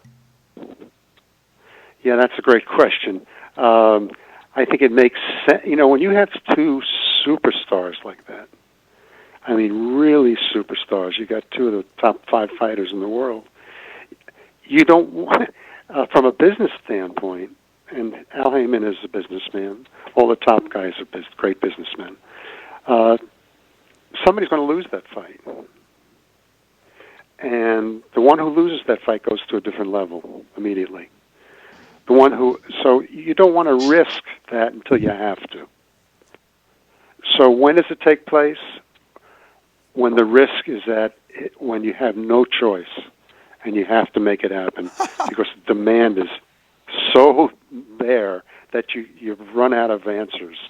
So you make the fight even though you don't want to make the fight. I'm glad that you answered it that way because these guys. Me too. And I don't mean these guys, my co-hosts. I mean these guys, the listeners and callers. They don't understand that. Like, you know, they don't get that business is always going to be first. And while there's plenty of Errol Spence options on his side of the street, the street that people don't like to talk about or wish didn't exist, he's going to keep doing business over there and then come on back.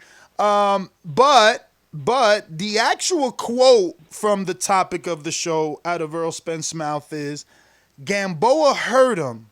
That Russian dropped him. I'll definitely stop him. What do you think about Errol Spence stopping Terence Bud Crawford? Is that a possibility in your mind? No. Okay. Possibility, well, yeah. Possibility. Crawford has taken some shots along the way. So, yes, possibility, but I wouldn't think that would happen. I think it would be a great fight. Both extremely talented. You're impressing me today, man. You watch some boxing. To say Crawford's taking some shots, you really watch the fight. I only watch certain fights, but fights like that I watch. Okay.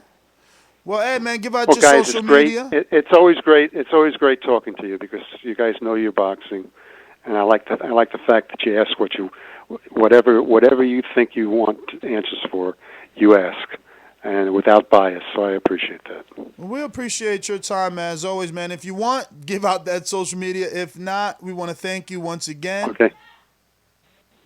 You're very welcome. Take care, guys. Stay safe. Stay healthy. All right. There you have it, ladies and gents. Ed Levine, IBO president, answering the questions the way they need to be answered, honestly. So, You like how I double dutched my way in there with that intro, right? The reintroduction. Yeah, no, I like it. It was good. Yo, but see, that's the point I was making, though. You know what I'm saying? Like, he's right. That's the way that it works. You know what I mean? It works like when there's nothing else to do, when there's nothing else left, then the fight is ready.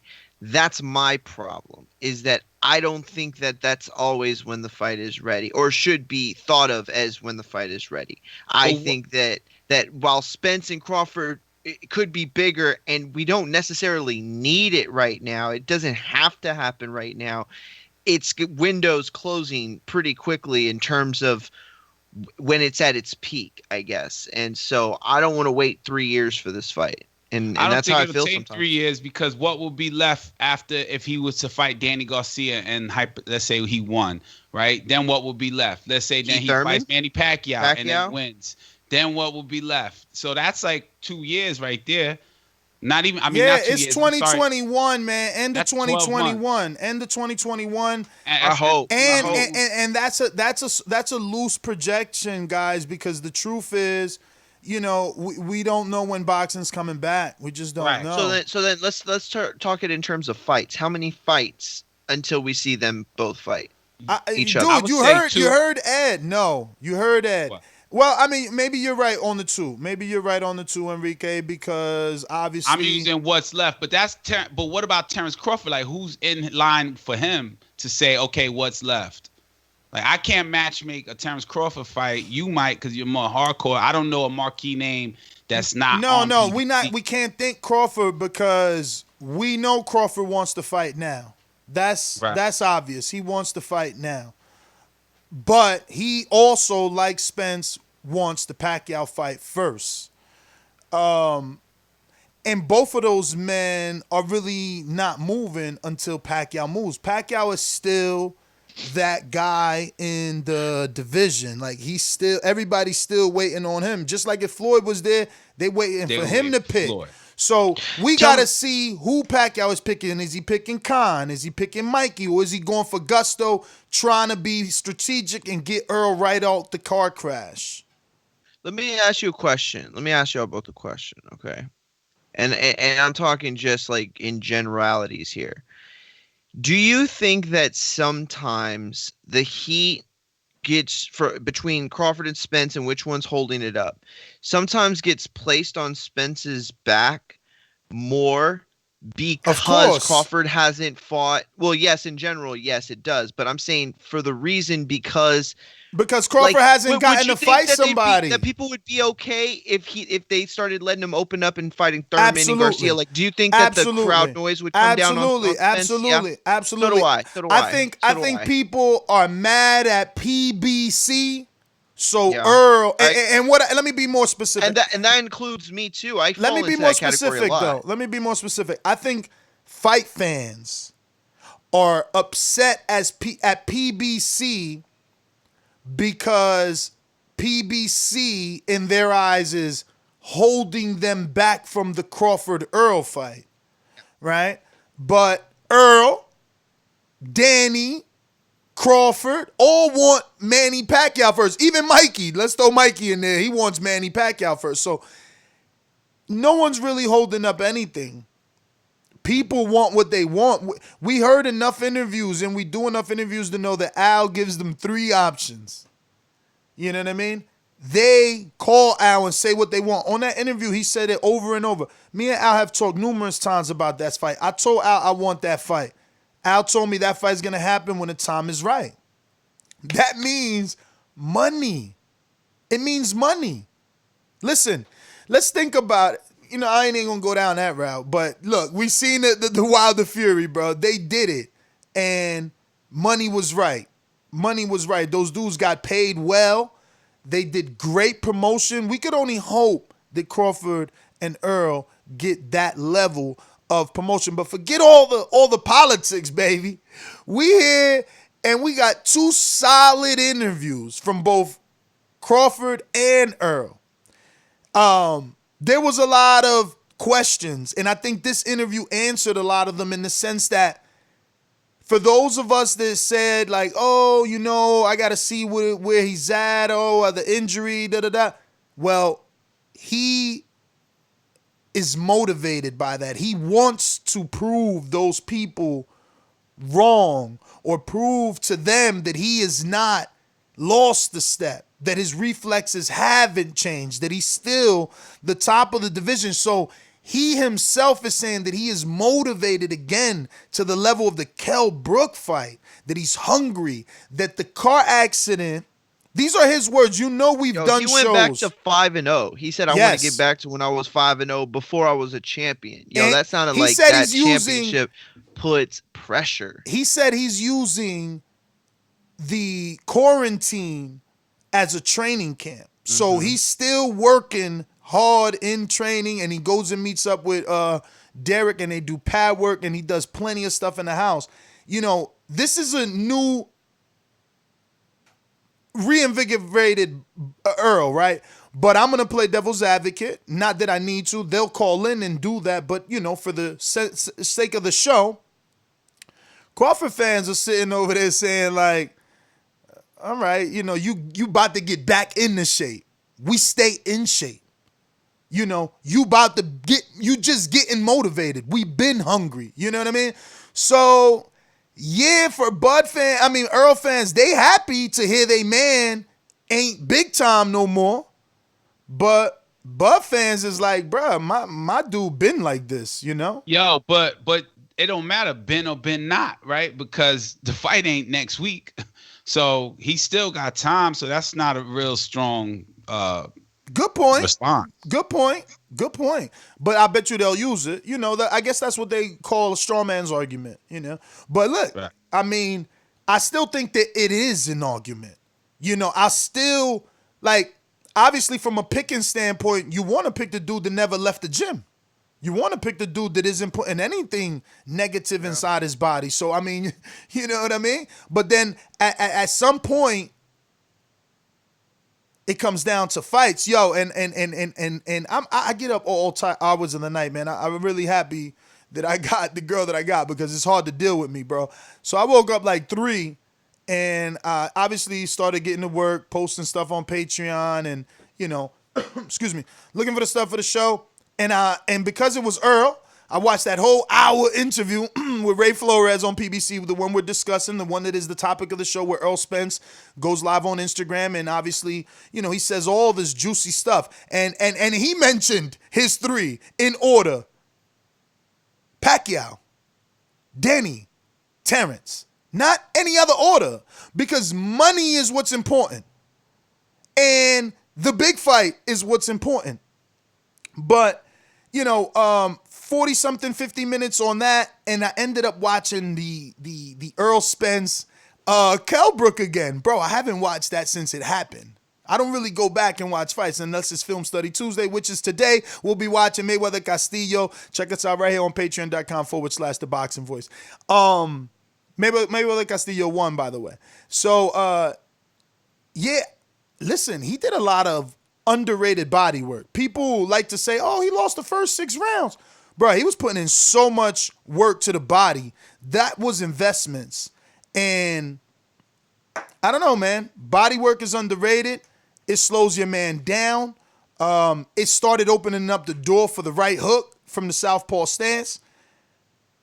And again, I went back to watch that fight because he said in the interview, I want to get back to those days. You know what I mean? So I like him, man. He's a dog too. Like, he took like 1 minute and 30 out of maybe the 4th round or the 3rd round just to walk Kell Brook down with that mental pressure. And I've been sparring with dudes better than me where they just do that. They know you're going to get tired because you ain't been in there. So they throw up their high guard and they just walk you down. And you throwing all these punches to get him off you. And he's just letting you exert your energy. Bro, Spence did that shit. Last like 20-something seconds, he just let loose on Brook on the ropes. Nothing big. It wasn't a knockout punch, but he landed that right hook. And he was setting the tempo. He landed a good straight looping left to the body. Listen, now hold on, because there's a lot of little things, because a lot of people have lost some sort of, he's lost some luster in their eyes, but now we got a lot of clarity. He said he believed this hype. We had another fighter we did an interview that said the same thing. He believed this hype. So he came into the Sean Porter and the Mikey Garcia fight overweight. He said the night of the fight, or excuse me, the weigh-in, the day of the weigh-in, he was in a sauna for an hour before he even started to sweat. So this is a dude that definitely lost sight of the plan. You know what I mean? And you know that he lost sight of the plan because he says, yo, I'm so grateful because I get to come now and make sure my daughters is set up, because that accident happened and he didn't have no will. He didn't divide things the way they needed to be divided. You know what I mean? So he got the reset button. God gave him the reset button. Sometimes we need clarity. But in the religion world, what he has now is testimony. You know, this could be the moment in his life where he's like, dude, I do believe in God because he walked away from this accident. You know what I mean? And it's reinvigorated his life. I'm telling you. But it was very telling. This interview was very, very telling. Yeah, I got the short version of it. But you understand too, though. You understand too that, like, for some people, it's also about the physical, right? Like, I hear what you're saying, and I agree with you that there's this mental thing that's got to come. Well, I think that people also want to see him come back to make sure that he didn't lose anything physically from it. He could feel fine. He could feel great. But until you're in the ring with somebody on that level, we can't say for sure that nothing's been taken from him from the accident, even if he feels, empowered by it. That's the part that I saw that in his interview, and he said people are questioning that, and he has that to prove. Exactly. And I'm one of those people, so I'm not hating on it. I'm just saying, damn, I want to see him on a tune-up versus a Terence Crawford or a Manny Pacquiao. But if he does and becomes victorious with a Danny Garcia or a Manny Pacquiao, it's like, wow, he didn't lose anything. In my eyes. Listen. Another thing that was interesting is the level of respect that he has for Manny Pacquiao, Terence Crawford, and Danny Garcia, which was strange for me. I thought for sure when he said, I don't respect Keith Thurman, I think he corny. He knew I wanted him. He didn't give me a shot. Now he want an opportunity. Bye. I think he corny. I don't fuck with him. I'll never. He was genuine. Yeah. Personality ain't genuine. Yeah, he said, I'll never have a conversation with him the way I had a conversation with Crawford and Danny. That was interesting to me for Danny fans, right? Because we get a lot of callers in here who write Danny off, who think Danny's a cherry picker, think Danny's a duck. And he made it clear, like, yo, me and Danny had a call. He want to fight me. You know what I'm saying? So it's funny, but at the same time, it's a reminder that he got options, man. He waiting for Pacquiao to pick him. Then he got the Danny option, and he obviously, has that Crawford option in about a year, because I just don't see them being able to make that fight without Al green lighting it from the financial stance. Do you think that fight can happen before Crawford faces anyone from PBC? Like, do you think Earl could be the first fighter? If Bob gets in the media and says me and Al are talking about that, then I'm gonna believe it could happen. But Bob is saying, so you don't think it has to happen though? What do you mean? What do you mean has to? Like, do you think that Crawford has to fight somebody from PBC, not Spence, before he can fight Spence? Or do you think that I think Spence eventually could be his first fight? No, I think Spence could be his first PBC fight. Got it. I think it but can. I could see that being leverage for business for Bob Arum. Yeah, that would be great for them to do. I really think. What do you mean? What do you mean leverage? Like, all right, Crawford is a hot name on your resume, right? A hot fight, big payday. So, okay, you want Crawford, let Crawford fight this guy in PBC first, get a big crossover appeal, and then fight Spence. Well, I think it's leverage. Yeah, on but the that's other not side. leverage. I think Al could say, look, Al could say that. Al could say, I'm going to give you Danny, and then and then you take Crawford. I mean, and then you take Spence. Like, give Danny to let's who? make this fight. Fight Danny with who? With Crawford. Okay, well, Al has that say, not Bob. It's similar. It's similar to how Eddie. If Al has that say, then it makes sense for Bob, right? But I'm saying who does, because it says the answer to when it makes sense is when there's no more options. For me, I'm wondering who does Terence Crawford fight next? He fighting Kell Brook. Yeah, but Kell Brook is. I mean, I guess that's the what's next. Then that's like the lowest of what's next. Yeah, not a disrespectful thing. Yeah, but that's what he got. That's what he's doing next. I mean, we could speculate on what's after Kell Brook. Yeah, but that's an issue, Kell Brook. Bro, that's it. That's it. That's it's it. Not official, but I would say Terence Crawford. Listen, Terence Crawford interview with Coogan, which was just as candid and telling as Errol Spence's interview with Ray Flores. His list is Pacquiao first, right? Errol Spence, Kell Brook. So we already know he not getting Errol. Pacquiao is available. Maybe Pacquiao picks him. It is not my belief that he gets picked by Pacquiao, but maybe he picks him. So if Pacquiao maybe doesn't pick him, and we know he ain't getting Earl because Earl gonna fight Danny, and Al ain't letting Earl go fight Crawford unless he cashing Earl out. Like, yo, we know something you don't know, and you ain't no good no more. We gonna go make and that ain't happening. That, like, the minute they give him Danny, we know they still believe in Earl. If they would have been sending Earl straight to ESPN to fight him, then we know, oh shit, something might be up. Is Sean Porter anywhere in that mix? No. Not for Crawford on PBC. No. He wants Crawford, but I know. That's why I mentioned him. But they both are having this ridiculous thing in the media where we gotta talk, but they ain't talk yet.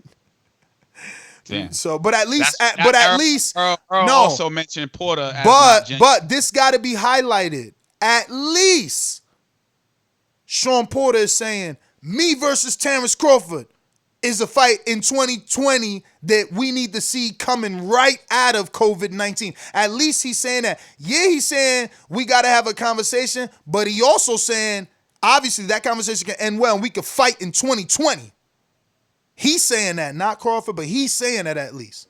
At least he's saying that. Because he also, you're right, he also, another welterweight who had a very candid interview on Instagram Live with Coach Larry Wade and expressed his options where he said, we want Pacquiao first. We want Errol Spence. It would be so smart. Listen, it would be so smart for Al to do it that way because, like, this is what you do to give Crawford to open Crawford up to the PBC stable before making the Spence fight. Because you do two things. One, let's say Crawford runs through some of your best comp. Okay, that sucks, but guess what? Now the fight with Spence, it's at this level that you can really dictate. And the more fights that with PBC, the more they fall under their thumb. If Crawford loses to Thurman or Garcia or Porter or Pacquiao or whoever that's under that PBC stable, guess what? Now you have that fight. Now you kind of get that momentum and you bring it to Spence. So that would be, I think, the smart thing for Al to do. I can't see why Ness disagrees.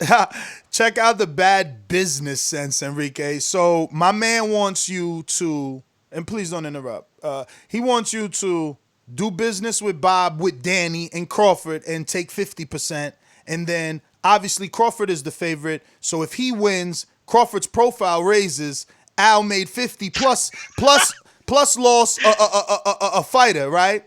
And then he's gonna go take 50% versus Earl and Bud when he could just use his own fighters to make one Super A side.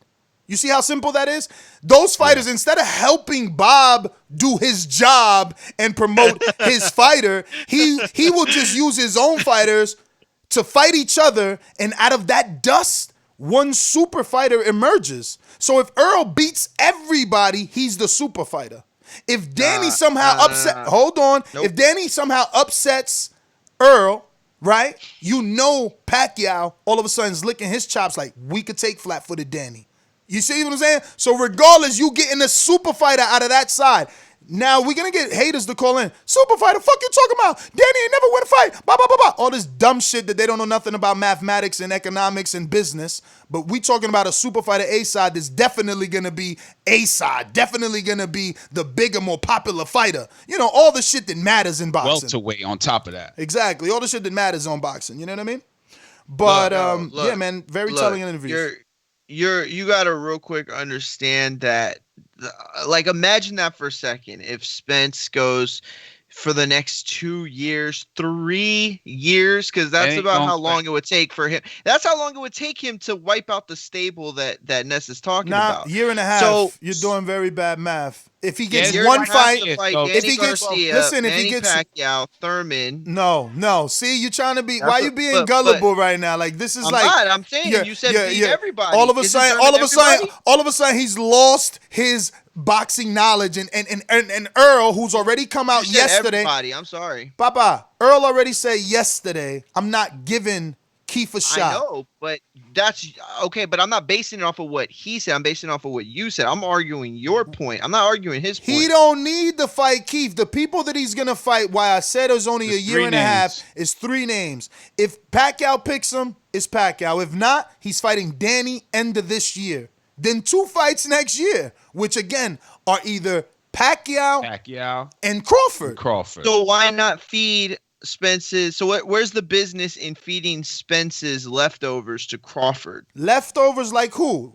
Sean Porter? Let's say he fights Garcia first, or Sean Porter, sure. Let's say Spence fights Garcia, and then after Garcia and Spence, Garcia loses and fights Crawford next. It's not going to happen. Porter, whatever. I mean, you know what? Where's the business? That's not my question whether it happens. Where's the business? That is business. No, wait. That is business, though. That's the crossover business. Al will be more open to letting, quote unquote, a hypothetical Danny that lost to Earl in an already big unification pay-per-view. Leftovers. You could say leftovers. No, you're saying that disrespectful shit because guess what? Danny fights Crawford. Danny fights Crawford. It's the biggest fight in all of his career. So don't say that. This is what I'm saying. We got to stop. The business that in that. Like what do you mean? Is it good business or is it bad business? It is good business. It's good business for Al and PBC because after you use Danny with Earl, you're giving Danny a lifeline now by throwing him to Top Rank for a title shot when he already lost to Keith in a welterweight title bout. He lost to Sean in a welterweight title bout, and now he lost to Earl in a welterweight title. Hypothetical. So you doing your fucking, what's the word? I always pronounce it wrong. Fiduciary duty by giving Danny that Crawford last option. But that's the smart way. Last. You don't do 50-50 before you got those 3 guys there. That's when it makes sense. And it makes sense for Bob Arum because Exactly. So hypothetical. Yes. Let's talk about the hypothetical now, right? Who will Terence Crawford fight? Brooke, and then who? Then Danny, the way he said. No. If it goes that way, but if it doesn't, then what? Or he could have Porter. Then exactly. I think Porter came off with enough cachet that immediately we were saying pay-per-view with Crawford. I think it could be done. I think it could be done. I think that they do like 275. I think they do like 275 too. Maybe even 300 if they promote that shit right. You know what I mean? Especially now off of COVID-19. That's the right pay-per-view because look, it's about options and what are available to you. Danny's not going for 1 belt. But Sean already had his opportunity at 2 belts. He just lost in the unification. So for him, it's the same scenario we just gave a hypothetical Danny. It's like, you already lost to Earl. You already lost to Keith. Come on, let's try and get that WBO. Al would risk, though, putting himself in a situation where, like, let's say they do a Crawford and a Garcia pay-per-view after a Spence Garcia pay-per-view and Crawford like outdoes him in numbers. You know what I'm saying? Like, you think I would risk that happening? No, because at that point, that's what I'm trying to tell you. At that point, you are doing a better job for Danny. You don't get it? Danny would have lost to the 3 top 4 or 3 of the top 5 hypothetical welterweights. Yeah, that's why he threw in the fiduciary. That's why Enrique used the word. I'm asking about the negative of it. Bro, there is no negative. That's what I'm trying to tell you. Enrique just said the key word. I'm presenting you with options of a negative. You don't think it's a negative, that's fine. No, I don't. I get the positive. I'm just saying. All right, so this is my final thought on that, right? All right, so now I know Crawford is definitely leaning towards Brooke. Spence, Danny, but then we got Manny Pacquiao going against either Mikey or Khan, but to me, it makes more sense for Khan to fight Pacquiao and vice versa because of the 600 that came out of nowhere facing Canelo. Pacquiao announced this fight next week to fight Amir Khan, and it's going to be a high number pay-per-view or Dazn, whatever we see it on platform-wise. So you see it like the parallels like that? Like you think it's the same kind of announcement? I think, no, I don't. I'm just saying if it is, whoever Pacquiao fights, it's going to be a big viewership. Exactly. Yeah. Right? So, and I think Amir Khan is the one that's going to be a bigger turnout than a Mikey Garcia. So my 3 fights at the end that makes sense now to me, and I see matching up but after COVID, is going to be Spence Garcia, Danny, that is, and Kell Brook versus Terence Crawford, Manny Pacquiao versus Amir Khan. Bro, listen, this is the nicest I'm going to be. It's the coffee. It could be the added collagen to the coffee. It could be the J. But the blueprint, I think God just enlightened me. Mm-hmm. Sean Porter, straight pay-per-view. If they want to be generous to boxing fans coming out of COVID, fuck it. ESPN, Championship Boxing, super promotion, make it great. Right? His next fight, Bob got to go for gusto. He got to pay the money. He got to do Mikey Garcia next. Ed Levine said those 2 fights for Crawford. Sean Porter, Mikey, put him over the top and put him right where he needs to be, you know, with Earl. Commercially. Yeah, commercially. That makes sense. And they got their common opponent, right? Mikey Garcia. Exactly. So Ed Levine said the next fights are going to be studio fights. He forecast that, right?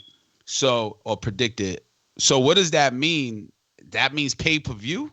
It only could be pay-per-view. Nah. Mario can answer this. I'm sure he went back and watched WrestleMania, right? On playback. Mm-hmm. And that was done remotely in multiple separate locations to keep the limit of people. So if they only giving us 50 people in this building, we got a 50 people crew here and remote, another studio with another 50, another studio with was done. No, it was done in the same studio. It was done on multiple days. So it's the same thing you're saying. It just, instead of multiple studios, it was multiple days. So it was the same studio, but different crews came in at different times to shoot different things. So it wasn't live, though? No.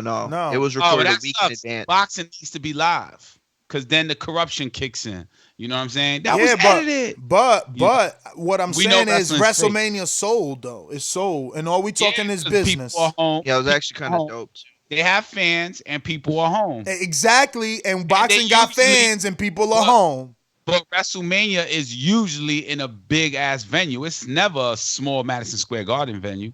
Mm-hmm. I hear you, champ, but you know, this is different times, bro. Like we in the end of days. I'm not saying that it won't. I'm an extremist with that. I'm not saying. Listen, let's open it up, man. Let's open it up. Give me your final thoughts. I'm just saying.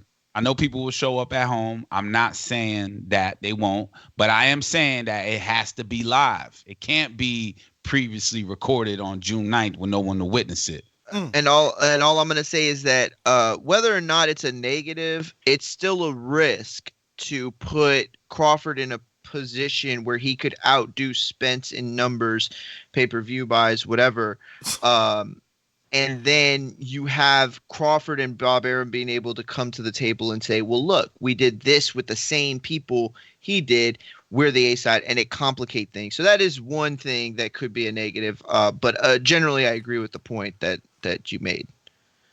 That is not even. No, you already had your final thought. Time to get to the callers. True. Okay. Enrique's done too, right? No, it's all good. You're right. I got mine in. I just went. I spilled into some studio fighting, but I know who's gonna fight next in my view, and what's it worth to Spence if he does then fight Kell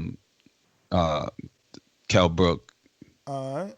Remember to rate us 5 stars on iTunes. These calls are brought to you by El Camino Electrical Services, experts in electric vehicle charging stations. For consultations and turnkey installation, visit us at elcaminoelectricalservices.com. All right. We're going out to... You know how these bitches is in the sport. Total disrespect. Kid has no class, no style at all. Man, look, I'm a dog. I'm a dog. I'm a gorilla. The smartest thing you can do is to stay away from Terence. It can't be the boogeyman if I'm chasing him. You want to bet? You bet 100,000 on that. Let's bet $1 million. Easy. Let's bet $1 million. Yo, good morning. Good morning. You on that Bluetooth, champ? That make it is tripping or something? You just sound like you underwater. Hold on. Let me get off. This better? Way better. Alright, it's tripping this morning. Good interview. Always like, oh boy, when you come on. Don't remember his name, but I didn't heard him on here quite a few times. I think he with the WBI or something. IBO. I took the interviews from Bud and Spence, both like I've been taking it. Spence do have options. I don't think Spence. I've been telling y'all for a long time. Spence make a lot of weight in between his fights. I said 190 from when I was seeing him like walking around, and so I'm gonna just use both of my boomerangs so I get my time.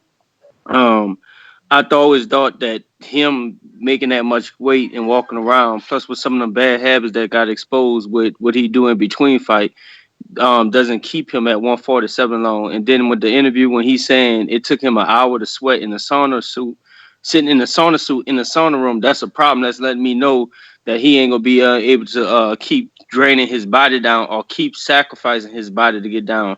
They got a lot of fights planned, but it's taking too much time to get these fights made. And the fact of how many times he fight a year, that don't go hand in hand neither. So it's, to me, until I see them really sitting down with Crawford, and Crawford is always last on his list. It's always once we do this, once we do that. Pacquiao don't even look like he have no plans on fighting Spence, but he's still talking about that fight. So like I said, man, I don't take them serious. I don't think they want to move in the direction of a Crawford. And also, I didn't see you interview somebody that said Crawford was nowhere near on their radar, not in the mentions and stuff like that. So I don't foresee it happening. I do want it to happen because I think Spence he almost out the weight class. I don't think if he planned on a year and a half, I don't think he'll be fighting. Good call. Yeah, did he say Pacquiao mentioned Spence or no? Doesn't? He said I don't think Pacquiao was like even there for Spence. Good call, but I disagree that it's over. Like I'm not like all right. So I don't disagree, but I'm not as sold as you that he can't stay in the division. Like again, if the car accident is his testimony and motivation, he's rejuvenated. He's gonna work out. He's gonna do what he got to do. And he said he wants to get back to when he was 5-0, back to those Kelbrook days when he fought. He kind of swayed me because he made me feel like, the sauna and the sweatsuit, the sauna suit in the sauna, not sweating for an hour, that maybe he grew into a bigger weight. No, because Errol already told you in the interview. He just took it how he want or out of context. Errol told you in the interview, I believed my own hype. So I wasn't really doing what I was supposed to do. I was coming in to camp at 190. So he broke one of the 10 commandments. Exactly. Believe in your own hype. Exactly. So now he's telling you, bro, I'm taking quarantine as a training camp. I'm running every day. I'm working out in the house. Then I'm even going to see my trainer one-on-one and do power. So he's not going to come into a fight at 190. So he don't got to get into a sauna suit inside a sauna. Those are extremes. And let's not forget that Crawford put on a sauna suit and got into the sauna and then got in the sauna covered in towels in the sauna suit. It's on HBO. Let's not forget. That's actually much more. Here we go. That's actually much more. Here we go. No. I'm just saying it actually happens more than people know. Oh, like people I don't know the way. You get in saunas all the time. The way you jumped in, I was about to say, I thought you was about to ride on Crawford somehow and say, when he got in the sauna with the sauna suit, I'm man. Because you a buddy, right? You a buddy? No, he's a bud tender. He's a bud tender. I like them both, but some people are hardcore. What they call them, Bud Lights, Buddies. Nah, the Butterhood. The Butterhood. The Butterhood. Okay. Yeah, the Butterhood. Yeah. I rock with are you part of the Butterhood Union? Nah, he's not part of the Butterhood. He's just a bud tender. You know what I'm saying? He'll give Mario's a bud tender. We got tears. We got tears. Yeah, because a bud tender, like listen, Patreon. a bud tender in the puff pass world gets you whatever it is you need from behind the counter. You are a bud tender in the boxing world. You give those bud fans everything they need in terms of info and make sure that they feel good. Try to put the hardcores in a box. You know what I mean? How? You try to put the hard because it's like, oh, Crawford fans, Lomachenko fans. Yeah, like you do that sometimes. That's how it is, though. You know how they. Yo, why is it like, different? People sometimes are like boxing snobs. You look at him like, oh man, he's like a boxing hipster. You know what I mean? Like no, he's I trying don't to be. I don't even use that word. No. But I'll tell you this: I do believe that we're all hardcores. Hey, what up, Gil? You freaking didn't call me. I text you at 7:01. Yo, hold on. Man, you made me lose my thought. It was Gil saying hello to Gil. Go ahead. I'm sorry. What up, Gil? Hey, Mario, remember we used to say, like, Jim Lampe and Max Kellerman, they used to ride on certain fighters on HBO? He called them butterflies. Yeah. He called them butterflies. Come on, y'all know that sound funny. What? Butterflies? Instead of the butterhood, he said, nah, I call them butterflies. Sometimes you sound like that, Mario, so it's hard to tell if you, like, picking a side. Nah, you know what? It's like, terrible. Look, if you spend time on boxing Twitter and you, like, he always get blame into it on the Twitter. engagement, you realize you have to... that people will discredit certain guys and they won't give them their credit. And then you got to fight harder. And then that puts you in a box where you're like, yo, I sound like I'm shitting all over, Thurman or Spence, but really I'm not. Like, it's just, I'm fans of all of them. I just feel like Crawfords of the world, Lomachenkos of the world, like they don't get their just dues. Right. Shit, Loma get a lot of credit from people, man.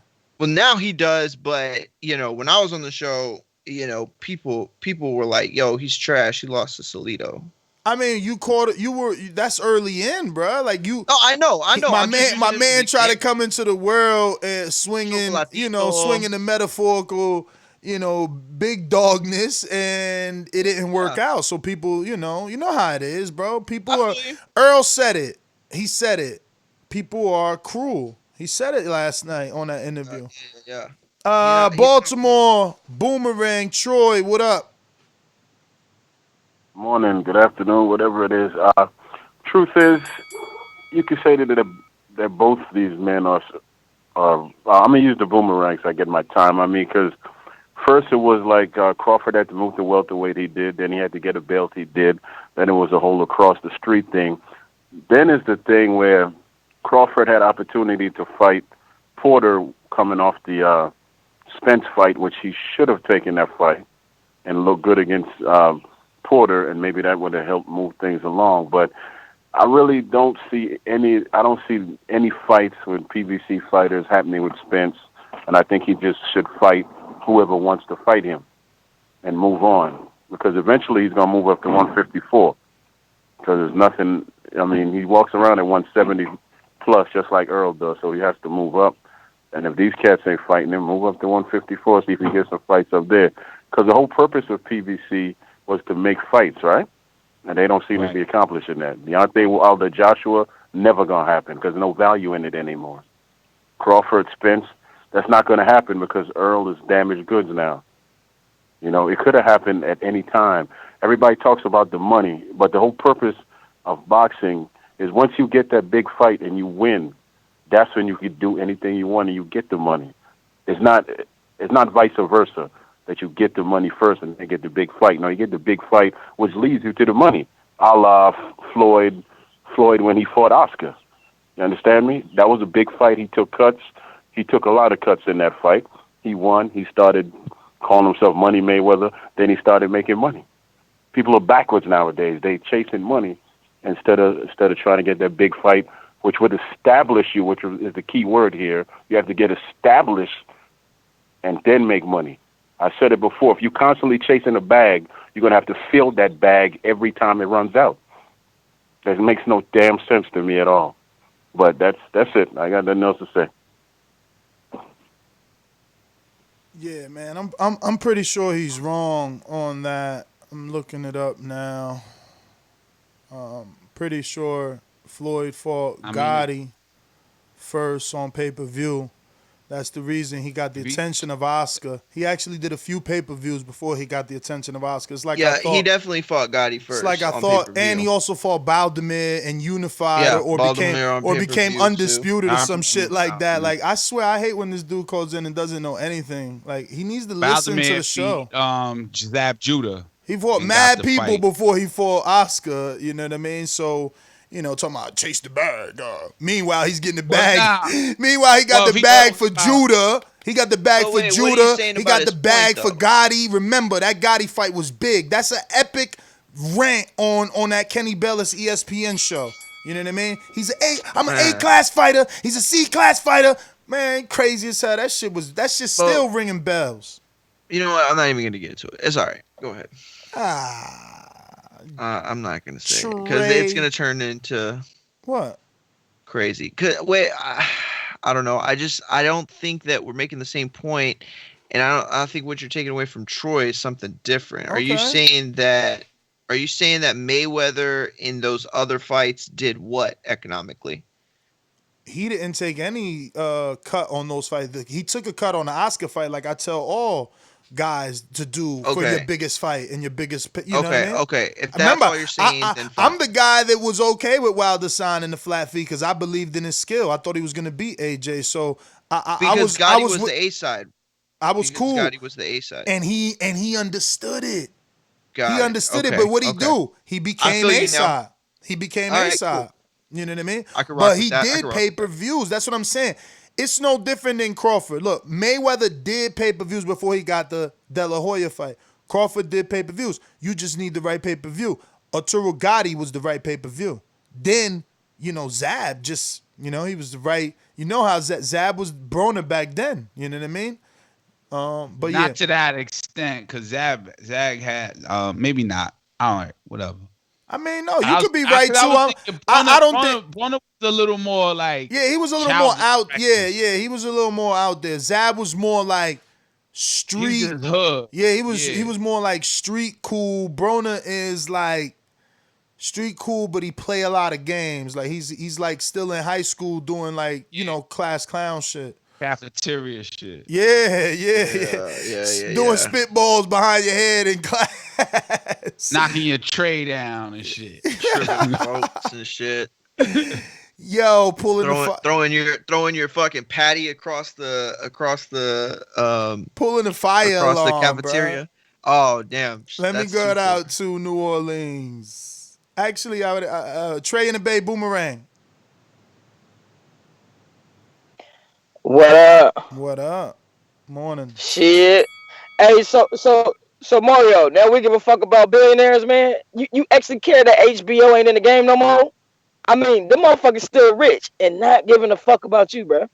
And then you were saying Al Haymon, like, I want to know what are all the other promoters doing that Al ain't doing? I mean, is everybody not stalling? Is everybody not full of shit? I think they all equally full of shit across the board. You know what I'm saying? They are. Al not a promoter though. He advisor. I mean, I know that. I'm just comparing. But you're right. They all stalling. It's true. That's why AJ sent flat fees. Equally full of shit. And Mario, watch your mouth, boy. He keep calling motherfuckers boy and meathole and shit. Boy, when them fighters gonna run up on your ass, Wario? They gonna run up on you. Who he called boy this time? Who did I call boy? He called Errol Spence a boy. That boy better watch his mouth. Man, they waiting for you, Mario. So. I don't know what she's talking about. Nah, she on you though. All her calls is on you. So every time you talk, she probably like paying real close attention. So I don't know. Yeah. Now listen, it's not that I care about HBO. That they were just good at the what example they do. That we used earlier. It was it's more of what became from HBO. The site fees and overpaying.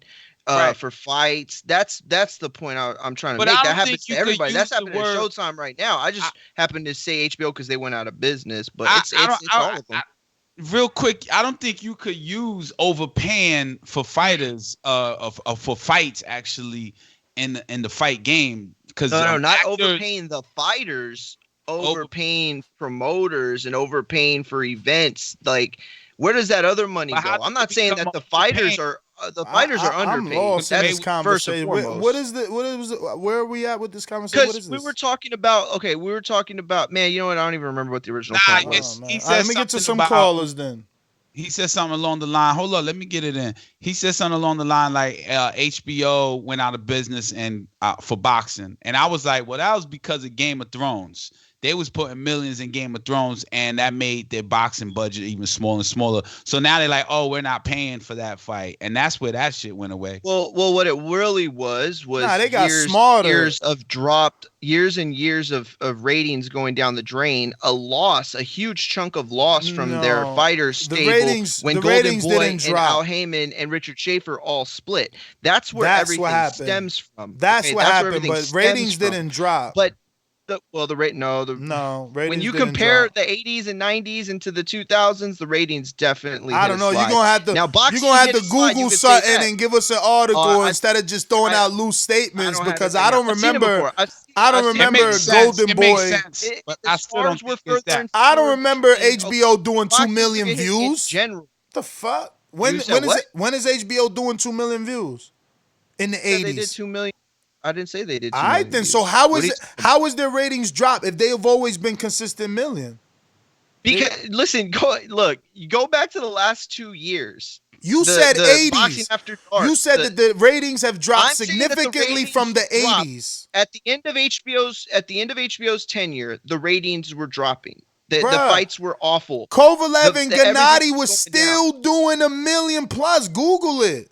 They were still doing that. You're talking about one fight. You're talking about the person that they put all their money and all their chips into. Go look at what they're. Go look at what HBO is putting on air. Jacobs got a 6-fight deal at that. You know what? This is a weird. It's cool. It's cool. It's a worthless argument. Fights were being put on, and all I'm trying to say is that the degree of overpaying for fights got ugly. It got dirty, and it's the promoters who were at fault.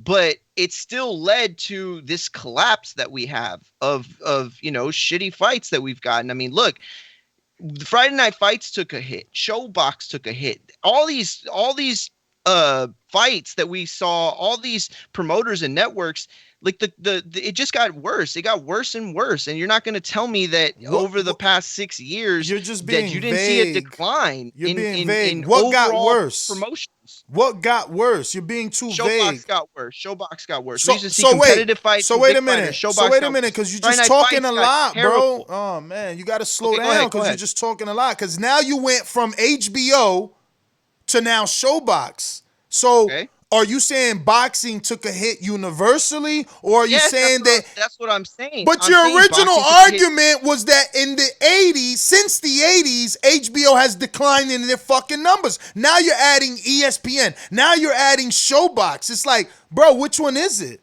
Which one is it? You understand how fucking stupid your point is when I'm saying that boxing as a whole took a shot. But that's what I'm saying. You just said that. If HBO had the shit end of that you stick, just how good were the fights? You just pushed the goalpost back from HBO's numbers declining since the 80s till now to overall boxing. Let me tell you. Okay, then you misunderstood me. What I'm trying to tell you right now, this is it. You argued this point, and that's it. That HBO's fights were shitty the last 2 to 3 years of that promotion. Did they have a couple of, Canelo fights, whatever? Sure. But at the end of the day, their fights got genuinely worse after they lost the Charlos, after they lost Errol Spence, after they lost Thurman, after they lost all that stable that used to and started to fight on HBO. They were getting graduated. Remember that would happen? They'd all get graduated from ESPN or sometimes from Showtime to HBO. That didn't happen anymore. HBO lost its spot as the pinnacle of the sport because that's what it once was. Okay, and it started putting on worse and worse fights. And that led to its overall decline. And their final fight was Triple G versus Canelo Alvarez. No, that was not their final just fight. Look at the comments, man. I'm not even going to drag this out anymore. Look at the comments, but real bro. quick, just the ending of it. I'm reading an article right now where it says boxing and HBO, the business of day-to-day niche in boxing has changed. And HBO does not want to do the daily granular version of boxing, which means they lost all their fighters. Stuff, the promotion, fights. No, y'all both right. Y'all both right. Below it all says Top Rank, which at one time was major business with HBO, signed exclusive deals with ESPN streaming, ESPN Plus, and DAZN inked a deal for $1 billion. So they basically could not compete the day-to-day business of boxing that ESPN Plus was ready to do and DAZN, and therefore they stepped out. So first of all, Mario's wrong. I don't remember any Charlo fighting on HBO. I remember Charlo fighting Gabe Rosado and someone named Ota and Jorge Cota maybe even. They never fought on HBO. You're sure? Maybe Jermel. I'm gonna go look on that. Maybe Jermel Charlo face Josim Alcim, possibly. That sounds really specific for you not to know. Yeah, because it isn't. Because I'm good at this. So maybe Jermel, like I said, maybe Jermel Charlo faced Josim Alcim on HBO, but I highly doubt it. And no, it was NBC Sports. And he said no, because HBO lost guys like the Charlos and who else you said, and Earl. Last I checked, Earl debuted. Last I checked, Earl and every other 2012 Olympian not named Joseph Diaz Jr., including female double Olympian Clarissa Seals, aired their debuts on Showtime and their careers on Showtime. But, okay, until they. You want to cut me off because it hurts to lose? You cutting me off because it hurts to lose? The point. It hurts to lose. Okay, fine. I lost. Whatever the fuck that's worth. All I'm saying is that the point that I'm trying to make is that the Golden Boy stable was flooding into HBO. Correct? Mario, you're not making the point. What you're doing is continuously pushing the goalpost back. That's all you're doing. That's all you're doing.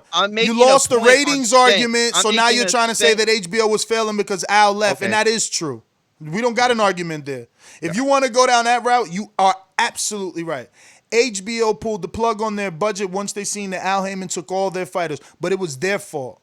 They remember, they drew the line in the sand. Before you jump, I'm nasty with remembering shit. Before you jump, HBO put out an article saying we no longer want to do business with Al and Al Haymon's fighters. Don't forget that. That's true. Oh, because Ness is the man at this. But it wasn't. But you remember who it was though? It was Ken Hirschman. Wouldn't matter. Real. He represented HBO at the time. It was a bad relationship with Showtime, and then it became a bad relationship with HBO. But it was always a bad relationship with Ken Hirschman. That's really what it was. But Mario, how is that any context when Ken Hirschman was Ken Hirschman was Espinoza for HBO at the time? No. I'm not saying. So make it clear.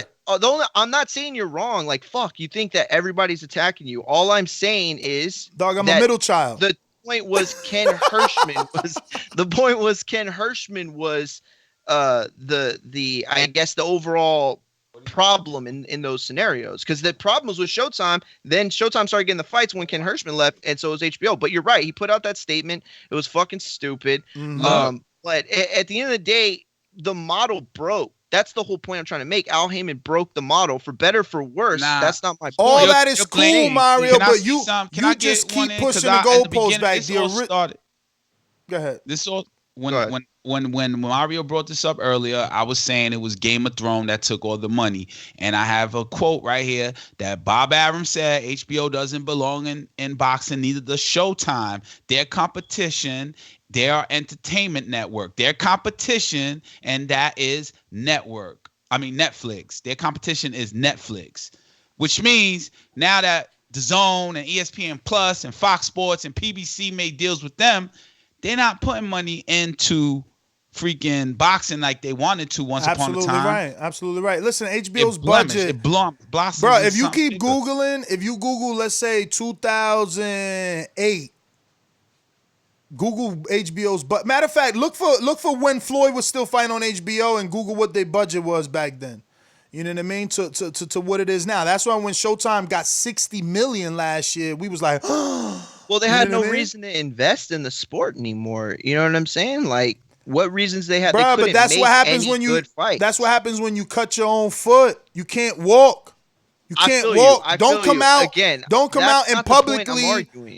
I'm making sure my listeners who don't listen to who haven't known boxing for the last 10, 12 years know the context. People hate Al Haymon because he's smarter than them. You can't shit on me and tell me you don't want me and my fighters on your network, then all of a sudden blame me for the downfall of your network or No, your you're boxing absolutely right. or The your networks- boxing department.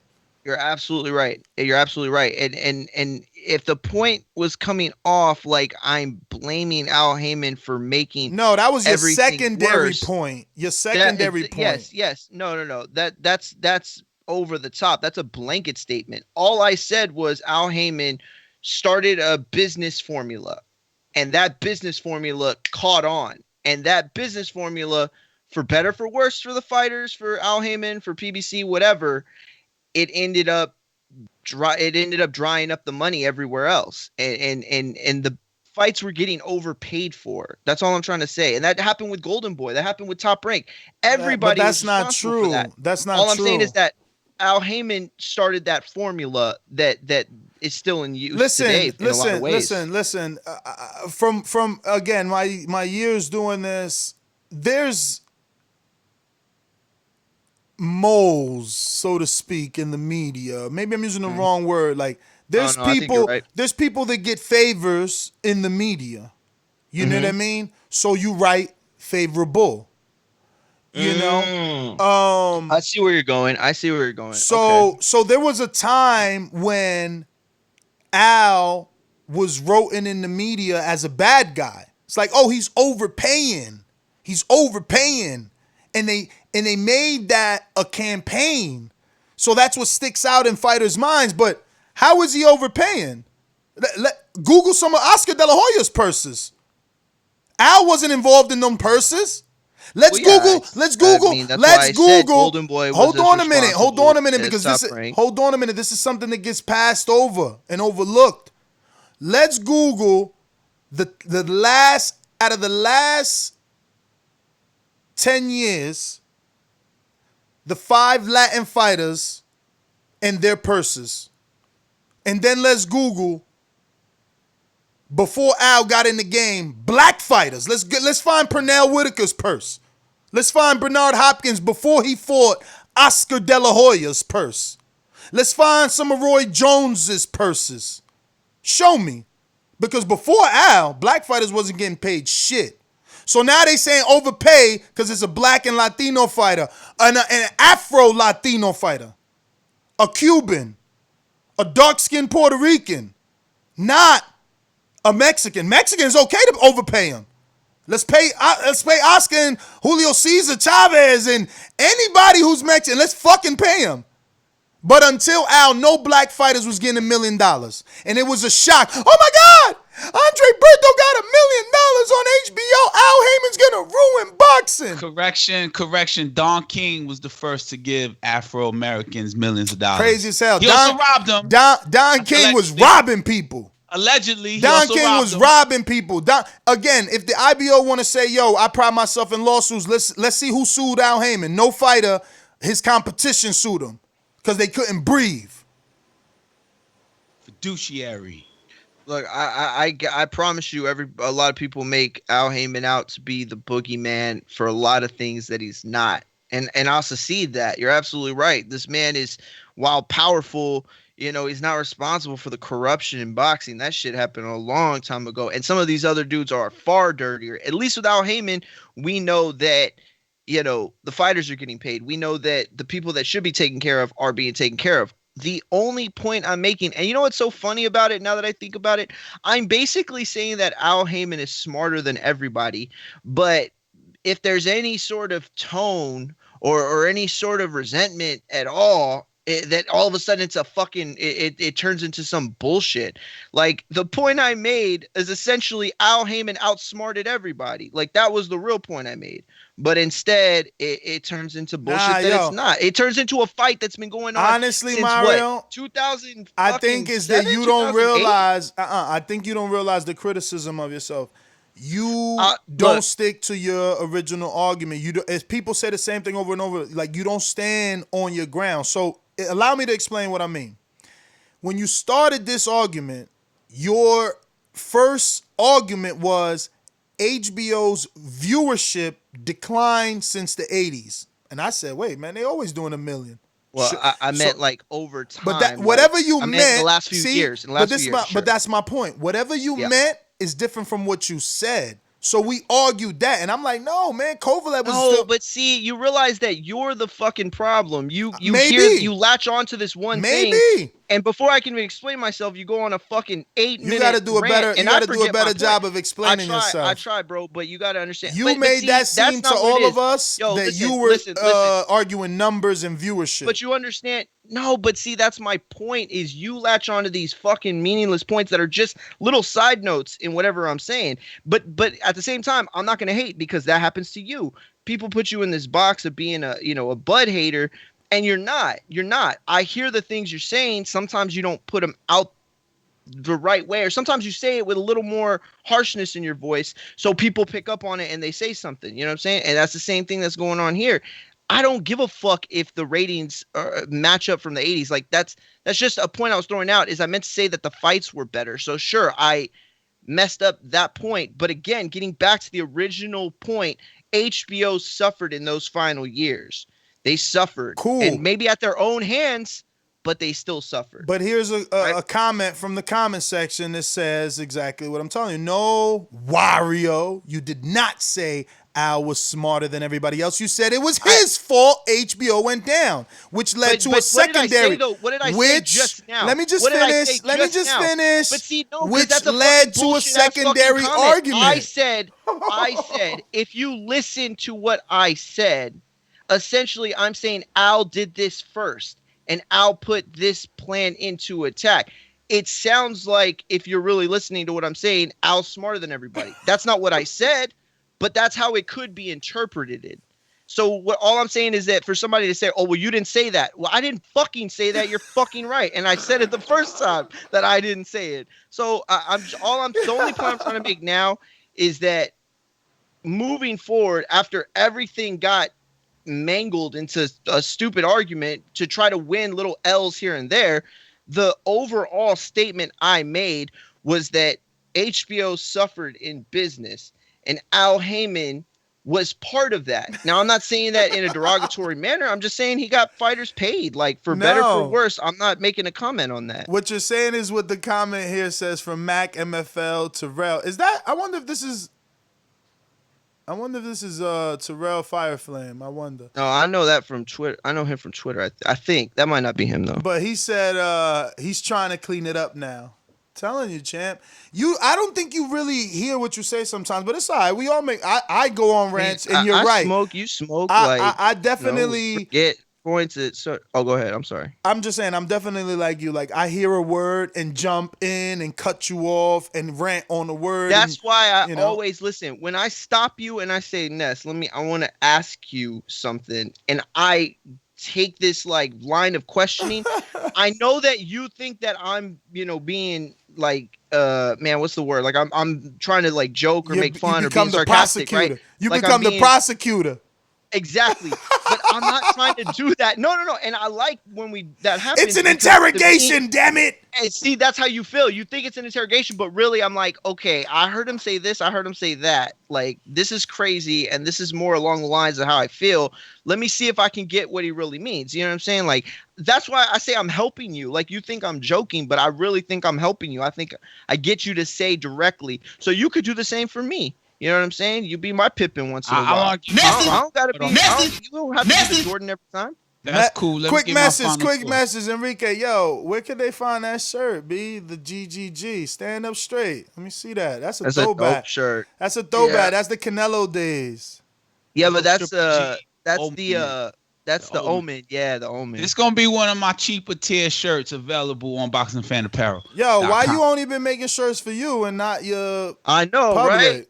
Like you wear all the shirts, but you that ain't. That shirt you got on is made from me, man. What you talking about? But this different. I had to pay for this. This was like this is my design first of all, and I paid you to press them up because you're the man.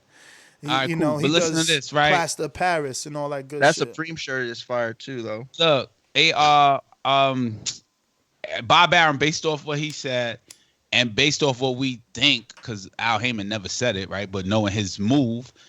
HBO budgets, they just weren't covering what boxing cost. Exactly. ago, and they used to be the most. They shut down, and that's yeah, how but budgets work. they used to only pay the A side. They tried to treat the black fighter like he was just there. You know what I'm saying? Like, say black fighter don't have an audience, but Floyd proved that wrong.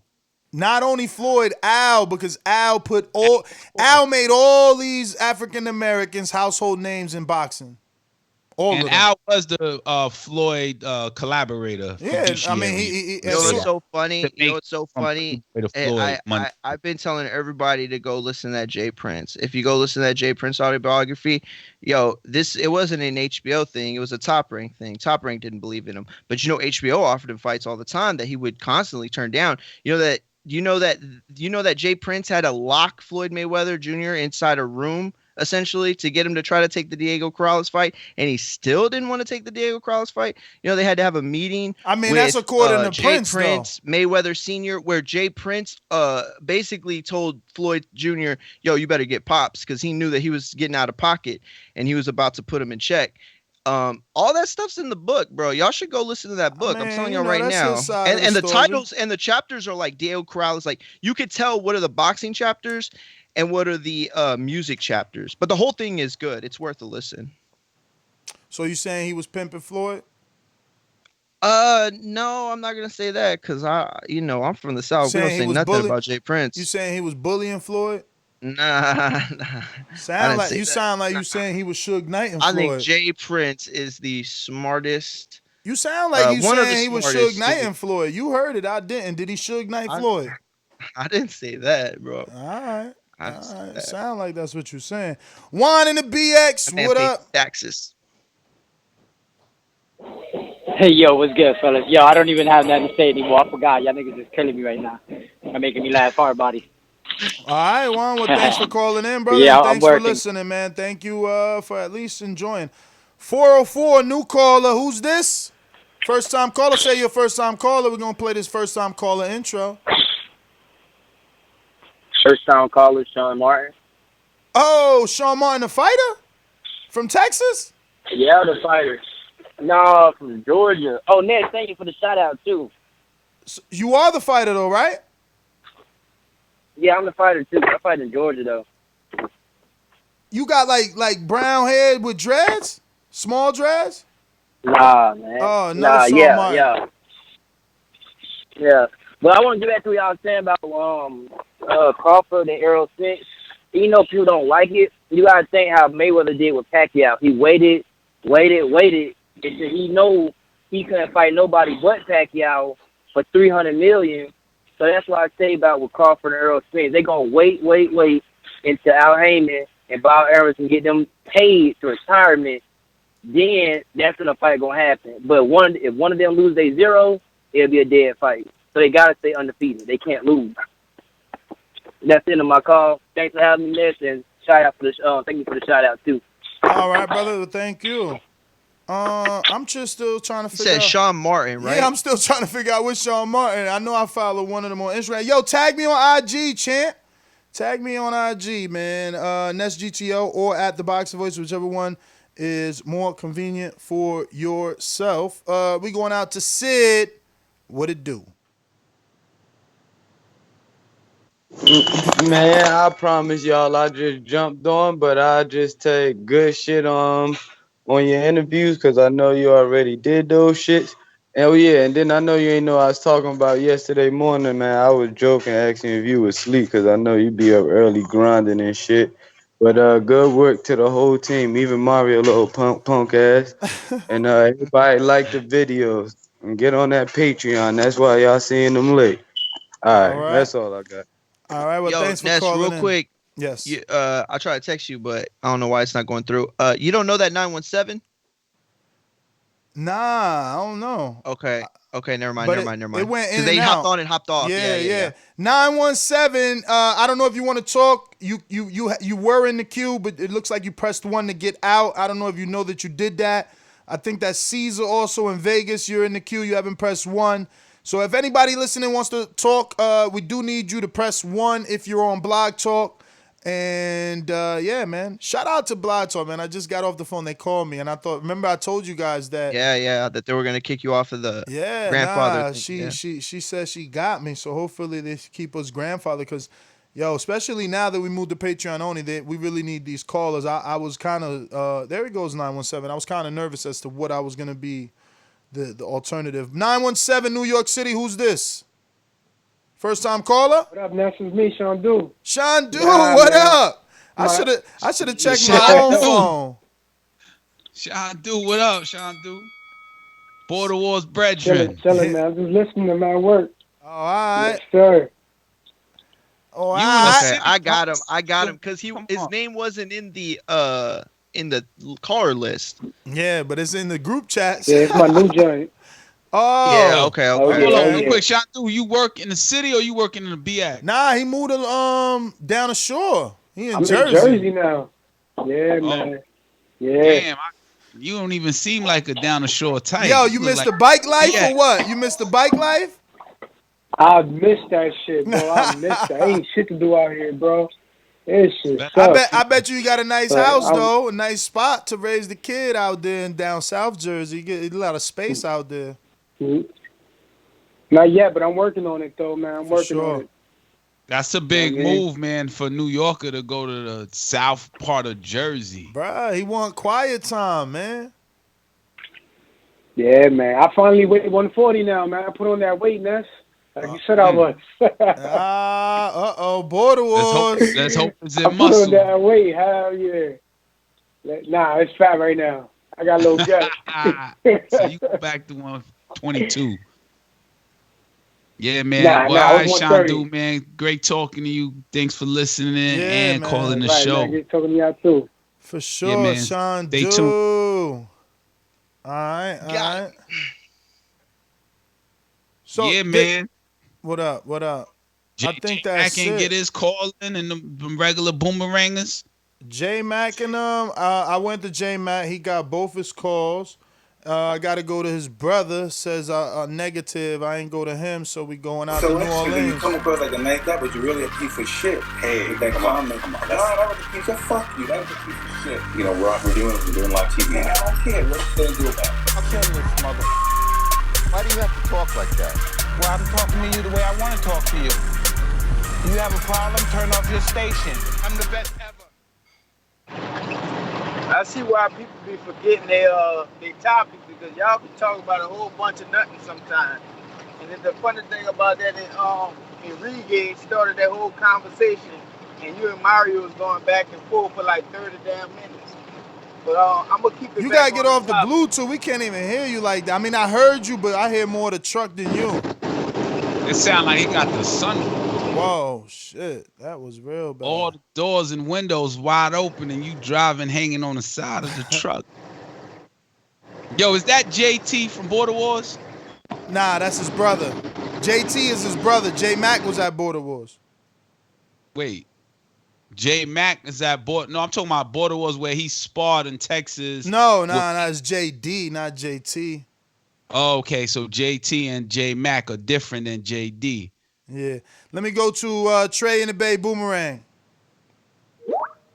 Hey, man, JT, you sound like you in a damn windstorm, bruh. hey, Mario, bruh, you gotta learn when you defeated, bruh. You gotta learn when to be quiet so the topic can change, man.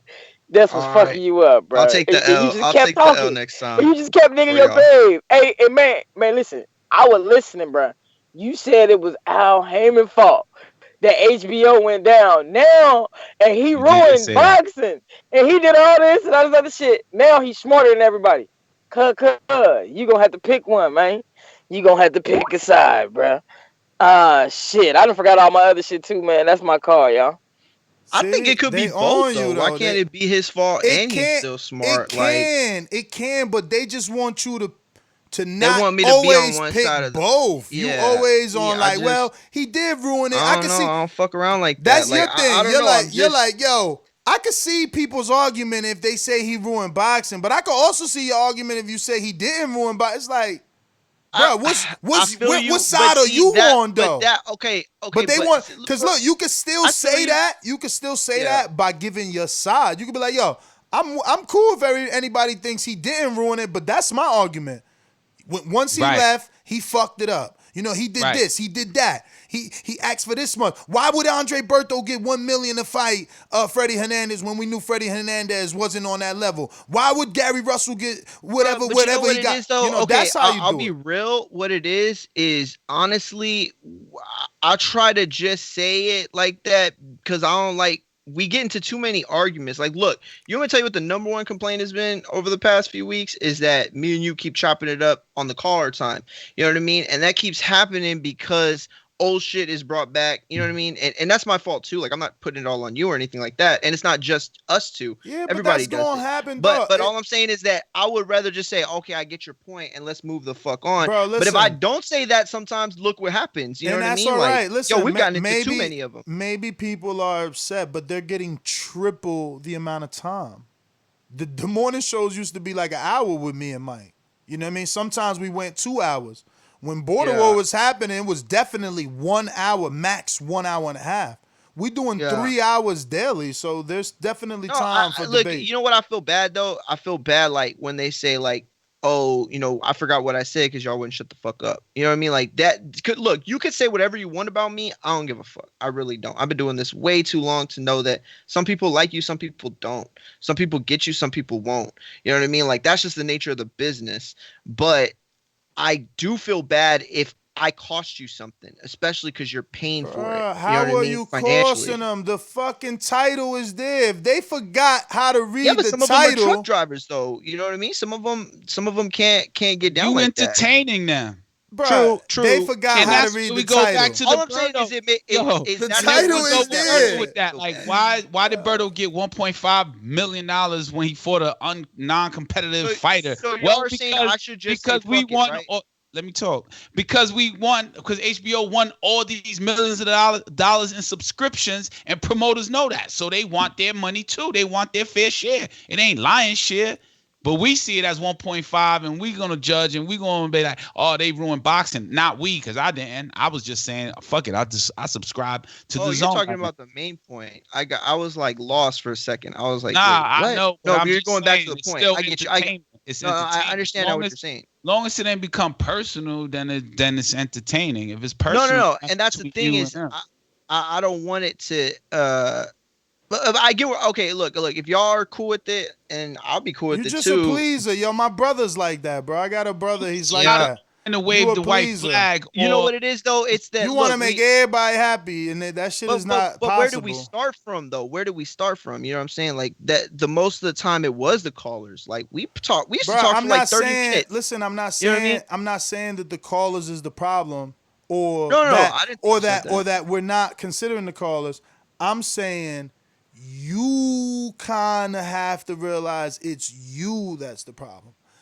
Because you don't want to stand on your word. Like you keep backing up. You say I'm on defense, which I am. We all know that I'm on go mode. I'm on go mode. I'm a middle child. I give you all those excuses as to why. But you haven't found your reason why you always backpedaling. You always got a secondary argument. You never stand on your first argument. Work, though. I don't know. I think that's just the way debates work. Is like you make your point, I make my point. If I have to use other things to support my point, I do that. The problem with you and me is that sometimes you try to take those other points into like main roads, and then you go down that motherfucker, and it's like, whoa, but I admit that. Now I don't even remember where the fuck we started. Call about the you like what's the difference between you and I in a debate? But that's where it goes every time, Enrique. Like, I mean, how long we been doing this? How long you been doing this? That's where it goes every time. It could be your victory flag or your white flag. Let the people go with that. But you have to. I'm good with that. Yo, listen, if we could do that. I'm good with that. That's actually a point I wanted to bring up off air. But yeah, I'm good with that. We could do it like that too. Well, what's today, man? We're back, but it wouldn't make the organic flow. You know what I mean? That would hurt the organic flow. Mayweather Castillo tonight. Catch us on Patreon. Get that notification to find out the time. Because you got to be a Patreon, obviously, to listen to that show. You can listen to Film Study Tuesday and Untitled at the $5 level. So if you're a $5 patron, you will be receiving that notification. Yeah, man. Mayweather Castillo, Film Study Tuesday, Nest GTO, Instagram, and Twitter. Peace. TBV_casual fan is Twitter and YouTube. Patreon.com/boxing fan apparel is my Patreon. I also want to say, before doesn't count right now. Today, April 7th, you tuned in and listened. And J-Mac, I know I had your attention. My portion of the show was dedicated to your truck ride or your quarantine time. Peace. All right. At Martin McGee on Twitter, at Martin McGee on Instagram. 7 o'clock Eastern. I'll be there. I'll be there. Peace. I'll be there.